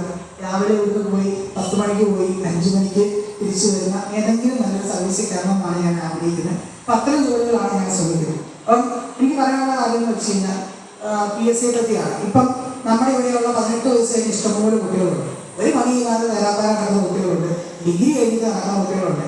പക്ഷേ PSC പഠിക്കണം. ഒരിക്കലും ഒരു കൊല്ലം കൊണ്ട് ഒരിക്കലും ഒരാൾക്ക് PSC പരീക്ഷ കിട്ടും. ഇന്നത്തെ ഒരു പഠനം വെച്ച് കുറഞ്ഞ ഒരു 3 കൊല്ലം 4 കൊല്ലം പഠിച്ചാലേ ഒരു പരീക്ഷ അവർ കിട്ടും. ഇന്ന് സർവീസ് കഴിഞ്ഞിരിക്കുന്ന എല്ലാവരും ഏറ്റവും ചുരുങ്ങിയത് കണ്ടിന്യൂസ് ആയിട്ട് സ്ഥിരമായിട്ട് 3 കൊല്ലെങ്കിലും പഠിച്ചവരാണ്, അല്ലെങ്കിൽ 4 കൊല്ലെങ്കിലും പഠിച്ചവരാണ്. ഈ PSCക്കകത്ത് തന്നെ ഇത് പിള്ളേരില്ലായിരുന്നില്ലെങ്കിൽ പിള്ളേർക്ക് പറഞ്ഞു കൊടുക്കാൻ. PSCക്കകത്ത് തന്നെ ഒത്തിരി ഗ്രൂപ്പുകളുണ്ട്. ഇപ്പോൾ ഉള്ള ഏറ്റവും വലിയ, അതായത് ഒരു 18 വയസ്സ് കഴിഞ്ഞ കുട്ടിക്കുള്ള ഏറ്റവും വലിയ അഡ്വാൻറ്റേജ് ആണ് ഈ ലാസ്റ്റ് ഗ്രേഡ് വേരിയസ് എന്ന് പറയുന്നത്. അതായത് നമ്മുടെ ഇവിടെ വിഷ്ണു സുഭാഷിൻ്റെ ജോലി, അദ്ദേഹം ചെയ്ത ജോലി ലാസ്റ്റ് ഗ്രേഡ് വേരിയസ് എന്ന് പറയുന്നത്. ഈ ജോലിയുടെ ഏറ്റവും വലിയ പ്രത്യേകത, ഡിഗ്രിക്കാർക്ക് ഈ പരീക്ഷ എഴുതാൻ പറ്റില്ല, ഡിഗ്രി ഹോൾഡേഴ്സിന് ഈ പരീക്ഷ എഴുതാൻ പറ്റില്ല. അതുകൊണ്ട് തന്നെ കോമ്പറ്റീഷൻ ഏറ്റവും കുറഞ്ഞ പരീക്ഷ. 18 വയസ്സ് കഴിയുന്ന ഒരു വിദ്യാർത്ഥി പഠിക്കാൻ തുടങ്ങിയാൽ അവൻ്റെ ഒരു 21 വയസ്സാകുമ്പോൾ അവൻ ഈ ലിസ്റ്റ് വരും. അവന് 22ാമത്തെ വയസ്സിൽ അവന് LGS ആയിട്ട് അവന് ജോലിക്ക് കയറി കഴിഞ്ഞാൽ അവിടെ ഇരുന്നുകൊണ്ട് അവൻ ഡിഗ്രിക്ക് പഠിക്കാം. പിന്നെ പ്രൊഫഷൻ കഴിഞ്ഞ് അവന് ലീവ് എടുത്തിട്ട് വേറെ എവിടെയെങ്കിലും പോകണമെങ്കിൽ അവിടെ പോകാം. അങ്ങനെയുള്ള ഇഷ്ടം പോലെ ഓപ്പർച്യൂണിറ്റി. ഇതൊക്കെ ഞാൻ സൈലത്തിൽ കോച്ചിങ്ങിന് പോകുന്ന സമയത്താണ് ഇതൊക്കെ കാണുന്നത്. ഓരോ കുട്ടി ഒരുത്തനുണ്ട്, ഒരു പയ്യനുണ്ട്, അവന് 22 വയസ്സേ ഉള്ളൂ. 22 വയസ്സുള്ള അവൻ ഈ പറയുന്ന ഡിഗ്രിക്ക് പഠിക്കുന്ന കൂടെ തന്നെ ലാസ്റ്റ് ഗ്രേഡ് പരീക്ഷയ്ക്ക് പഠിച്ച് അവന് 200 300 റാങ്ക് ആവണം. അവൻ എന്തായാലും ഒരു 1.5 വർഷം 2 വർഷം അവൻ സർവീസിലാണ്. അത് 22ാമത്തെ വയസ്സിൽ ഒരു എഫോർട്ട് കൂടാതെ അവൻ ജോലിക്ക് കയറുക. അല്ലാത്തൊരു LDC പോലെയുള്ള ഒരു പരീക്ഷകളിൽ ജോലിക്ക് കയറുക എന്നുള്ളത് ഭയങ്കര പാടുള്ള പണിയാണ്. അതായത് അത്രയും നമ്മൾ കഷ്ടപ്പെട്ടാൽ മാത്രമേ ഒരു ജോലിക്ക് കയറാൻ പറ്റുള്ളൂ. ഇതൊന്നുമില്ലാതെ ഫ്രീ ആയിട്ട്, അതായത് അത്രയും എഫേർട്ട് ഇടാതെ. ഇത്തവണ നടന്ന LGS AGSന്റെ കട്ട് ഓഫ് ആണ് 57 മാർക്ക്. അത് 57 മാർക്കുള്ളൂ. അത് കോട്ടയം ജില്ലയിലെ, ഇടുക്കി ജില്ലയിലെ കട്ട് ഓഫ് ഉണ്ടെങ്കിൽ 52 മാർക്ക്. ബാക്കി എല്ലാ 10ാം ക്ലാസ് നിലവാരത്തിലുള്ള പരീക്ഷയുടെ കട്ട് ഓഫ് വരുന്നത് 65 67 വരുമ്പോൾ മത്സരം പോലും ഇല്ലാതെ അത്രയും ടഫ് അല്ലാത്തൊരു പരീക്ഷ, അതിൻ്റെ കട്ട് ഓഫ് വന്നിരിക്കുന്നത് ഒരു 57 മാർക്കാണ്. 57 മാർക്കിൽ ഒരു 60 മാർക്കൊക്കെയുള്ളവൻ 57, ഇപ്പം അങ്ങനെ പറയാൻ പറ്റില്ല, കാരണം 57 ഉള്ളവന് ജോലിക്ക് കയറാം. ലിസ്റ്റുകൾ ചുരുക്കുന്ന ഒരു കാലഘട്ടമാകുന്നത്. ലിസ്റ്റ് ചുരുക്കിയിട്ടാണ് 57 വന്നിരിക്കുന്നത് കേട്ടോ. അതായത് സർക്കാർ ഇപ്പോൾ ചെയ്യുന്നത് ഒരു 300 പേരെ അവർ വേക്കൻസി ഉണ്ടെങ്കിൽ ഒരു 350 പേരെ ലിസ്റ്റ് എടുക്കണം. 350 പേരെ ലിസ്റ്റ് ഇട്ടാൽ ആ ലിസ്റ്റ് വരുന്ന എല്ലാവർക്കും ഇപ്പം ജോലി കിട്ടും. അപ്പം അങ്ങനെയുള്ള PSC എന്ന് പറയുന്ന ഒരുപാട് സാധ്യതകൾ നമ്മുടെ മുന്നിലുണ്ട്. അതുകൂടാതെ എല്ലാവരും PSC പറഞ്ഞിരിക്കാതെ മറ്റൊരു സാധ്യതയുണ്ട്, UPSC എക്സാം എന്ന് പറയും. UPSC അതായത് യൂണിയൻ പബ്ലിക് സർവീസ് കമ്മീഷൻ നടത്തുന്ന പരീക്ഷകളുണ്ട്, SSC സ്റ്റാഫ് സെലക്ഷൻ കമ്മീഷൻ പരീക്ഷകളുണ്ട്. ഇങ്ങനെയൊക്കെ ഞാൻ ഇപ്പോഴാണ് ഇതിനെപ്പറ്റി അറിയുന്നത്. ഇത്രയും വൈഡാണ് ഇതിൻ്റെ പോസിബിലിറ്റീസ് എന്ന് ഞാൻ ഇപ്പോഴാണ് അറിയുന്നത്. എൻ്റെ ആ പ്രായത്തിൽ എനിക്ക് ആരെങ്കിലും ഇത് പറഞ്ഞു തരാനുണ്ടായിരുന്നെങ്കിൽ 99% 100% ഞാൻ സർവീസ് കയറിയത്. കാരണം നമ്മൾ PSC എന്ന് കെട്ടിപ്പിടിച്ചിരിക്കുന്നതുകൊണ്ട് നമുക്ക് കിട്ടാതെ പോയി. പക്ഷേ PSCയേക്കാൾ വിപുലമാണ് UPSC എക്സാം. സിമ്പിളായിട്ട് നമ്മളിവിടെ എഴുതുന്നതിൻ്റെ എഫേർട്ട് SSC പോലെയുള്ള എക്സാമാണ്. ഇവിടെ എഴുതുന്നതിൻ്റെ എക്സാമിൻ്റെ അത്രയും നമുക്ക് ടഫ് അവിടെ വരുന്നില്ല. കാരണം നല്ല മനസ്സറിഞ്ഞ് പഠിക്കുകയാണെങ്കിൽ നമുക്ക് പെട്ടെന്ന് സർവീസ് കയറാം. അപ്പം ഞാൻ അതിന് ഒരു ഉദാഹരണം പറഞ്ഞാൽ നിർത്താം. എൻ്റെ ഒരു ഫ്രണ്ടുണ്ട്, അവളുടെ പേര് ഫാത്തിമയെന്നാണ്. അവളുടെ അമ്മയുടെ പേര് മിനി എന്നാണ് വിളിക്കുന്നത്. അപ്പം മുസ്ലിമാണ് ഫരീദ എന്നാണ് ശരിക്കുള്ള പേര്, ഫാത്തിമ എന്നാണ് അവളുടെ പേര്. അപ്പം ഞാൻ കണ്ടിട്ടുള്ളതിൽ ഞാൻ പറഞ്ഞില്ല, ഞാൻ സ്റ്റുഡൻറ്റിൻ്റെ ഒരു പേരൻറ്റിങ്ങിനെ പറ്റി പറഞ്ഞു. ഞാൻ കണ്ടിട്ടുള്ള ഇത് പെർഫെക്റ്റ് പേരൻറ്റിങ് ഇതാണ്. ഈ ഫാത്തിമയുടെ അമ്മ ഫരീദ, അവർക്ക് എനിക്ക് തോന്നുന്നൊരു അവർ പറഞ്ഞ കഥ വെച്ചിട്ട് +2 പഠിക്കുന്ന സമയം, മുസ്ലിം അല്ല, +2 ഇല്ല, 10ാം ക്ലാസ് കഴിയുന്ന സമയത്താണ് അവരുടെ വിവാഹം നടന്നത്. 10ാം ക്ലാസ് കഴിയുന്ന സമയത്ത് ഒരു വിവാഹം നടത്തിയ ഒരു പെൺകുട്ടിയുടെ ഭാവിയെ പറ്റി നമുക്ക് ഊഹിക്കാനും. 10ാം ക്ലാസ് കഴിഞ്ഞ ഒരാൾ കൂടുതൽ ഇങ്ങോട്ട് പിന്നെ പോകുന്നത് അടുക്കള ജോലി ഈ രീതിയിലേക്ക് പോകും. പക്ഷെ ഇതിൽ നിന്നും വ്യത്യസ്തമായിരുന്നു ഫാത്തിമയുടെ അമ്മ. ഫാത്തിമയുടെ അമ്മ ചെയ്തിരുന്ന ആദ്യത്തെ കാര്യങ്ങൾ വെച്ച് കഴിഞ്ഞാൽ 10ാം ക്ലാസ് പരീക്ഷ പാസ്സായി. അതിനുശേഷം അവർ +1 +2 പഠിച്ച് പാസ്സായി. +1 +2 പഠിച്ച് പാസ്സായതിനു ശേഷം അവർ പ്രൈവറ്റായിട്ട് സോഷ്യോളജി എന്ന് പറയുന്ന വിഷയത്തിൽ പഠിച്ചു. അതിൻ്റെ കൂടെ ഉച്ചവരെയുള്ള ക്ലാസ്, ഉച്ച കഴിഞ്ഞിട്ടുള്ള ഈവനിങ് PSC കോച്ചിങ്ങിന് പോയി. അങ്ങനെ അവർ ഇപ്പം ഞാൻ ഈ പറഞ്ഞ LGS AGS എന്നുള്ള പരീക്ഷ അന്ന് ഡിഗ്രിക്കാർക്ക് എഴുതായിരുന്നു. ആ പ്രാവശ്യം എഴുതിയ പരീക്ഷയിൽ അവർ ഡിഗ്രി കഴിഞ്ഞിട്ട് 3 വർഷം ഡിഗ്രി കഴിഞ്ഞിട്ട് 1 വർഷം കണ്ടിന്യൂസ് ആയിട്ട് കോച്ചിങ്ങിന് പോയി. അവർ ഇപ്പം ലാസ്റ്റ് ഗ്രേഡായിട്ട് വർക്ക് ചെയ്യുന്നു. കോട്ടയത്തായിരുന്നു. ഇപ്പോൾ അവർ വർക്ക് ചെയ്യുന്നത് കാഞ്ഞിരപ്പള്ളിയിലാണ്. എനിക്ക് തോന്നുന്നു ഏകദേശം 50,000 രൂപ 47,000 രൂപയെങ്കിലും ഇപ്പം സാലറിയാണ്. പക്ഷെ ഞാൻ പറഞ്ഞു വന്നതല്ല, ആ ഒരു സ്ത്രീയുടെ കഷ്ടപ്പാടിനെ പറ്റി ഞാൻ പറയുന്നത്. പക്ഷേ അവർ വന്നതേപോലെ അവരുടെ മകളാകരുതെന്ന് കണ്ടുകൊണ്ട് അവരവരുടെ മകളെ ട്രെയിൻ ചെയ്തെടുത്താണ് ഞാൻ കണ്ടുകൊണ്ടിൽ ഏറ്റവും നല്ലത്. അപ്പം ഞാൻ പഠിക്കുന്ന സമയത്ത് ഞാനും ഫാത്തിമയൊക്കെ ഒന്നിച്ചിരുന്നു. എൻ്റെ കൂട്ടത്തേക്ക് ഞാൻ പഠിപ്പിച്ചിട്ടുള്ള കുട്ടിയാണ്. അപ്പം ഞങ്ങൾ ഒന്നിച്ച് കമ്മേശ്വരിയൊക്കെ നടത്തിയിട്ടുള്ള ആളാണ് ഫാത്തിമ. അപ്പം ഇവള് 18 വയസ്സ് കഴിഞ്ഞപ്പം ഇവളുടെ അമ്മ ഇവളോട് വേറൊന്നും പറഞ്ഞിട്ടില്ല. ഇവളോട് പറഞ്ഞ 2 കാര്യങ്ങളിലാണ്. നീ പോയിട്ട് ഏതെങ്കിലും ആർട്സ് വിഷയം എടുക്കണം. BA എക്കണോമിക്സ് അവൾ സ്പോർട്സിലൊക്കെ ഉള്ളതാണ്, നാഷണൽ മറ്റേ വോളിബോളിലൊക്കെ ഉള്ളതാണ്, നാഷണൽ ടീമിലൊക്കെ കളിക്കാൻ പോയിട്ടുള്ളതാണ്. ഇവള് 18 വയസ്സ് കഴിഞ്ഞിട്ട് PSC കോച്ചിങ്ങിലേക്ക് ഇറങ്ങി. പക്ഷെ അതിന് മുമ്പൊരു കാര്യമുണ്ട്, ചെറിയ പ്രായത്തിൽ തന്നെ, അതായത് ഞാനിപ്പോൾ പറഞ്ഞ പേരൻറ്റിക്ക് പക്കയാകുന്ന അവിടെയാണ്. ചെറിയ പ്രായത്തിൽ തന്നെ അവളുടെ അമ്മ വളർന്ന സാഹചര്യം, വീട്ടിലെ സാഹചര്യങ്ങൾ അറിയിച്ചു പറഞ്ഞു. സാമ്പത്തിക ഇഷ്ടം പോലെ, അവളുടെ മുത്തച്ഛന് ഗൾഫിൽ സ്വന്തമായിട്ട് 3 സൂപ്പർ മാർക്കറ്റ്, അപ്പം തന്നെ സാമ്പത്തികം അറിയിച്ചു. നല്ല സാമ്പത്തികമുള്ള കുടുംബത്തിലാണ്. പക്ഷെ അവർ അമ്മ അതൊന്നും നോക്കിയില്ല. അവളെ ചെറിയ പ്രായത്തിൽ തന്നെ എന്താണ് ഒരു കുട്ടിക്ക് വേണ്ട അടിസ്ഥാന യോഗ്യത എന്ന് അവളെ പറഞ്ഞ് മനസ്സിലാക്കിയ കുട്ടി. ചെറിയ പ്രായത്തിൽ തന്നെ അവളെ കൊണ്ട് പത്രം വായിപ്പിച്ചു. അവൾ പറഞ്ഞിട്ടുള്ള പത്രം വായിപ്പിച്ചു, GK അമ്മ പഠിക്കുന്ന കൂടെ നിന്ന് GK പഠിപ്പിച്ചു. ഒപ്പം പുസ്തകം, പ്രധാനമായിട്ടും പുസ്തകം പഠിക്കുന്ന കാര്യത്തിൽ അമ്മ കൂടുതൽ ഇമ്പോർട്ടൻ്റ് കൊടുത്ത പുസ്തകം പഠിപ്പിക്കാനാണ്. കാരണം പുസ്തകത്തിൽ പഠിക്കുന്ന കാര്യങ്ങളൊക്കെ തന്നെ PSC യോഗ്യതയുള്ളൂ ഇപ്പോൾ. അപ്പം ആ കാര്യങ്ങൾ അവർക്ക് നല്ല ഗ്രാഹ്യം അവർക്ക് ഉണ്ടാക്കി കൊടുത്തു. അങ്ങനെ അവൾ 18 വയസ്സ് കഴിഞ്ഞപ്പോൾ ഞങ്ങളുടെ കൂടെ അവരുടെ PSC കോച്ചിങ് ചെയ്തു. അപ്പം എനിക്കപ്പോൾ ഞങ്ങൾ 2 വയസ്സിന് വ്യത്യാസമുണ്ട്. അപ്പോൾ എനിക്ക് ഒരു 3 വയസ്സിന്, എനിക്ക് 21 വയസ്സിലൊക്കെ ഞാൻ പോകുന്നത്. അപ്പോൾ ആ സമയത്തൊക്കെ ചെല്ലുമ്പോൾ ഞങ്ങൾ കുറച്ച് നേരം പഠിച്ചെടുക്കുമ്പോൾ ഞങ്ങൾക്ക് മടിയാണ്. ഉറക്കൊക്കെ വന്നിട്ട് ഇരിക്കുമ്പോഴും ഇവൾക്കതില്ല, ഇവർക്ക് ഉറക്കം എന്നാന്ന് പോലും അറിയത്തില്ല. ഇഷ്ടമാണ് പഠിക്കുന്ന പറഞ്ഞാൽ നമ്മുടെ കൂടെ ഇങ്ങനെ ഇവർ പഠിക്കും. അതുപോലെ തന്നെ ഇവൾക്ക് അവളുടെ ഏറ്റവും വലിയൊരു പ്ലസ് പോയിന്റ് ആണ് പനി. ഞാനൊക്കെ അവൾ പനിയാണ് വീട്ടിൽ കിടക്കത്തുള്ളൂ. ഇവർക്ക് പനിയായിട്ട് വയ്യാതായിരുന്നാലും അവൾ ക്ലാസ്സിൽ വരും, കമ്മീഷനാണ്. പക്ഷെ അവളെടുത്ത എഫേർട്ടിൻ്റെ ഗുണം അവൾക്ക് കറക്റ്റ് അവൾക്ക് 21 വയസ്സിൽ. 21 വയസ്സിൽ അവളിപ്പം റെയിൽവേ പോലീസായിട്ട് ജോലി ചെയ്യുന്നു. ഇപ്പം അവൾക്ക് 21 അല്ല കേട്ടോ. അപ്പോൾ അവൾക്ക് 27 വയസ്സായി. റെയിൽവേ പോലീസായിട്ട് ഇപ്പോൾ നമ്മുടെ കോട്ടയം റെയിൽവേ സ്റ്റേഷനിലുണ്ട്. അപ്പം ഞാൻ ഇടയ്ക്കൊക്കെ പോകുമ്പോൾ കാണാറുണ്ട്. അപ്പോൾ റെയിൽവേ പോലീസായിട്ട് അവളിപ്പം കോട്ടയം റെയിൽവേ സ്റ്റേഷനിൽ ജോലി ചെയ്തു. ഞാൻ പറഞ്ഞത് എൻ്റെ ജീവിതത്തിൽ ഞാൻ കണ്ടിട്ടുള്ളതിൽ ഏറ്റവും നല്ല പേരൻറ്റിങ്ങും ഏറ്റവും നല്ല രീതിയിൽ വന്ന കുട്ടികൾ കൂടാണ്.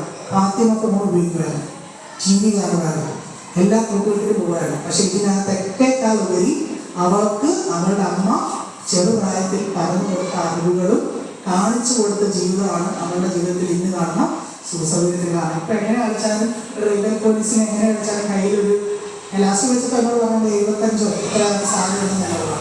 ഈ പ്രായത്തിൽ നമ്മൾ മേടിക്കുന്ന കൈ കിട്ടുന്നത്. അതുകൂടാതെ DA എന്നൊക്കെ പറഞ്ഞ് ഒരുപാട് സാലറി കിട്ടും. അപ്പം നമ്മളാരും ചിന്തിക്കാത്ത വഴിയിലൂടെ ചെറുപ്പത്തിൽ തന്നെ അവളെ ചിന്തിച്ചുകൊണ്ട് 22ാമത്തെ വയസ്സിൽ ഡിഗ്രി കഴിഞ്ഞു. 22ാമത്തെ വയസ്സിൽ അവൾ റെയിൽവേ പോലീസായിട്ട് ജോലി കിട്ടുന്നു. ആദ്യം കിട്ടിയത് നോർത്തിലായിരുന്നു. അവിടെ നിന്ന് ഇപ്പോൾ അവൾ നമ്മുടെ കോട്ടയം റെയിൽവേ സ്റ്റേഷനിൽ ഇപ്പോൾ ജോലി ചെയ്ത് ഞങ്ങൾ ഇടയ്ക്കൊക്കെ കാണാറുണ്ട്, കോൺടാക്ട് ചെയ്യാറുണ്ട്, വിളിക്കാറൊക്കെ ഉണ്ട്.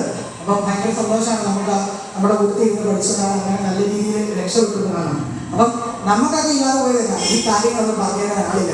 ശരിക്കും ഹരിത ചേച്ചിയെ പോലെ ഒരു അമ്മ, അല്ലെങ്കിൽ അങ്ങനെ ഒരു അമ്മ എനിക്കുണ്ടായിരുന്നു, പേരൻറ്റും ഉണ്ടായിരുന്നെങ്കിൽ ഞാൻ ചിലപ്പോൾ ആ രീതിയിൽ എത്തിയത്. അപ്പം നമ്മൾ ഓരോരുത്തരും ഇവിടെ ഇരിക്കുന്ന ഓരോ മാതാപിതാക്കളും ഹരിത ചേച്ചി ആരാണ് ശ്രമിക്കുക. നമ്മുടെ കുട്ടികൾക്ക് നേർവഴി നമ്മളെ കാണിച്ചു കൊടുക്കുക.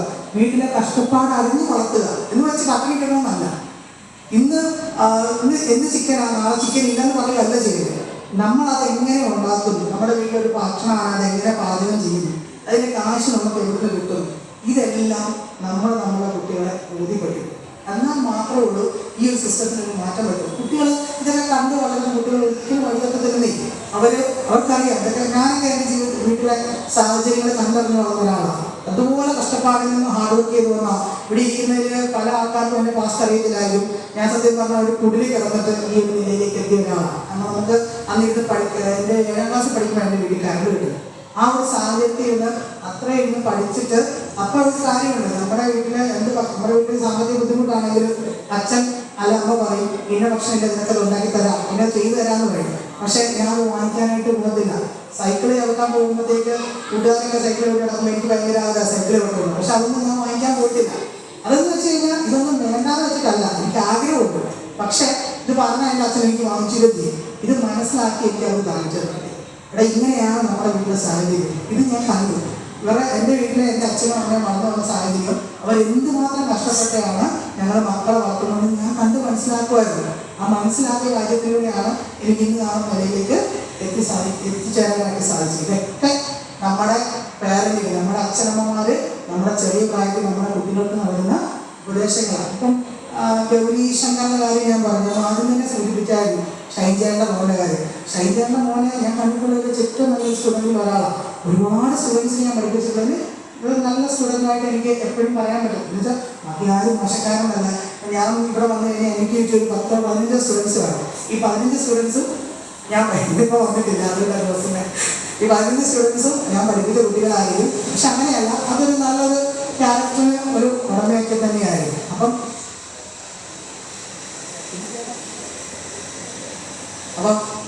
എന്നോട് പറഞ്ഞാൽ കഴിഞ്ഞ പ്രാവശ്യം തന്നെ എന്നോട് വിഷ്ണു ഭാഷ സംസാരിച്ചപ്പോഴേ ചേട്ടൻ പറഞ്ഞു, എടാ നീ 1 മണിക്കൂർ സംസാരിക്കണമെന്ന് പറഞ്ഞു. അതുകൊണ്ട് എനിക്കറി വീട്ടിൽ പിടിച്ച് സംസാരിച്ചത് സംസാരിച്ച ബോറിങ് ഞാൻ എന്തെങ്കിലും. അപ്പം ഈ പറയുന്ന കാര്യങ്ങളൊക്കെ, ഈ പറയുന്ന പേരൻറ്റിങ് ഒക്കെ നമ്മൾ നല്ല രീതിയിൽ ശ്രദ്ധിക്കുക. പറഞ്ഞല്ലോ, നമ്മൾ ചെറിയ പ്രായത്തിൽ കുട്ടികൾക്ക് കൊടുക്കുന്ന റിസൾട്ട് വലുതാകുമ്പോൾ അവർക്ക് കിട്ടുന്നില്ല. ചിലയൊക്കെ മാറ്റങ്ങൾ അവരിപ്പോൾ കാണിക്കുന്ന വഴക്കുകളൊക്കെ നമുക്ക് മാറ്റിയെടുക്കാൻ പറ്റും. അതിനാദ്യം നമ്മൾ മനസ്സിലാക്കണം കേട്ടോ. അങ്ങനെ വിചാരിച്ചാൽ നമുക്ക് നല്ലൊരു തലമുറ നമുക്ക് വളർത്തിയെടുക്കാൻ സാധിക്കും. അപ്പം ഇത്രയും കാര്യങ്ങളാണ് എനിക്ക് നിങ്ങളുമായിട്ട് ഈ ചുരുങ്ങിയ സമയത്തിൽ കൊണ്ടുവെക്കാൻ സാധിച്ചത്. അപ്പം ഇങ്ങനെയൊരു അവസരം എനിക്കിവിടെ ഒരുക്കി തന്ന നമ്മുടെ ശാഖാ മാനേജ്മെൻറ്റ് കമ്മിറ്റിയാണ് നിങ്ങൾ, പ്രത്യേകിച്ച് നമ്മുടെ ശാഖയുടെ ഏറെ ബഹുമാനായ പ്രസിഡന്റ് ശ്രീ അനീച്ച നവൂദി, അതോടൊപ്പം തന്നെ നമ്മുടെ ശാഖയുടെ കരുത്തുറ്റ സെക്രട്ടറി ശ്രീ സംഗീത് കാഞ്ഞിരപ്പള്ളി. അദ്ദേഹത്തെ പറ്റി പറയാൻ വാക്കുകളില്ല, അദ്ദേഹമാണ്. അപ്പം ഞാൻ ഈ നിന്ന് സംസാരിക്കുന്നതിന് കാരണക്കാരൻ പോലും അദ്ദേഹമാണ്. ഒരുപക്ഷെ ഒരു വേദിയിൽ സംസാരിക്കാൻ നമുക്ക് ഇത്രയും നല്ല അവസരം ഒരുക്കി തരുന്ന ഇതുപോലൊരു വ്യക്തിയെ ഞാൻ കണ്ടിട്ടില്ല.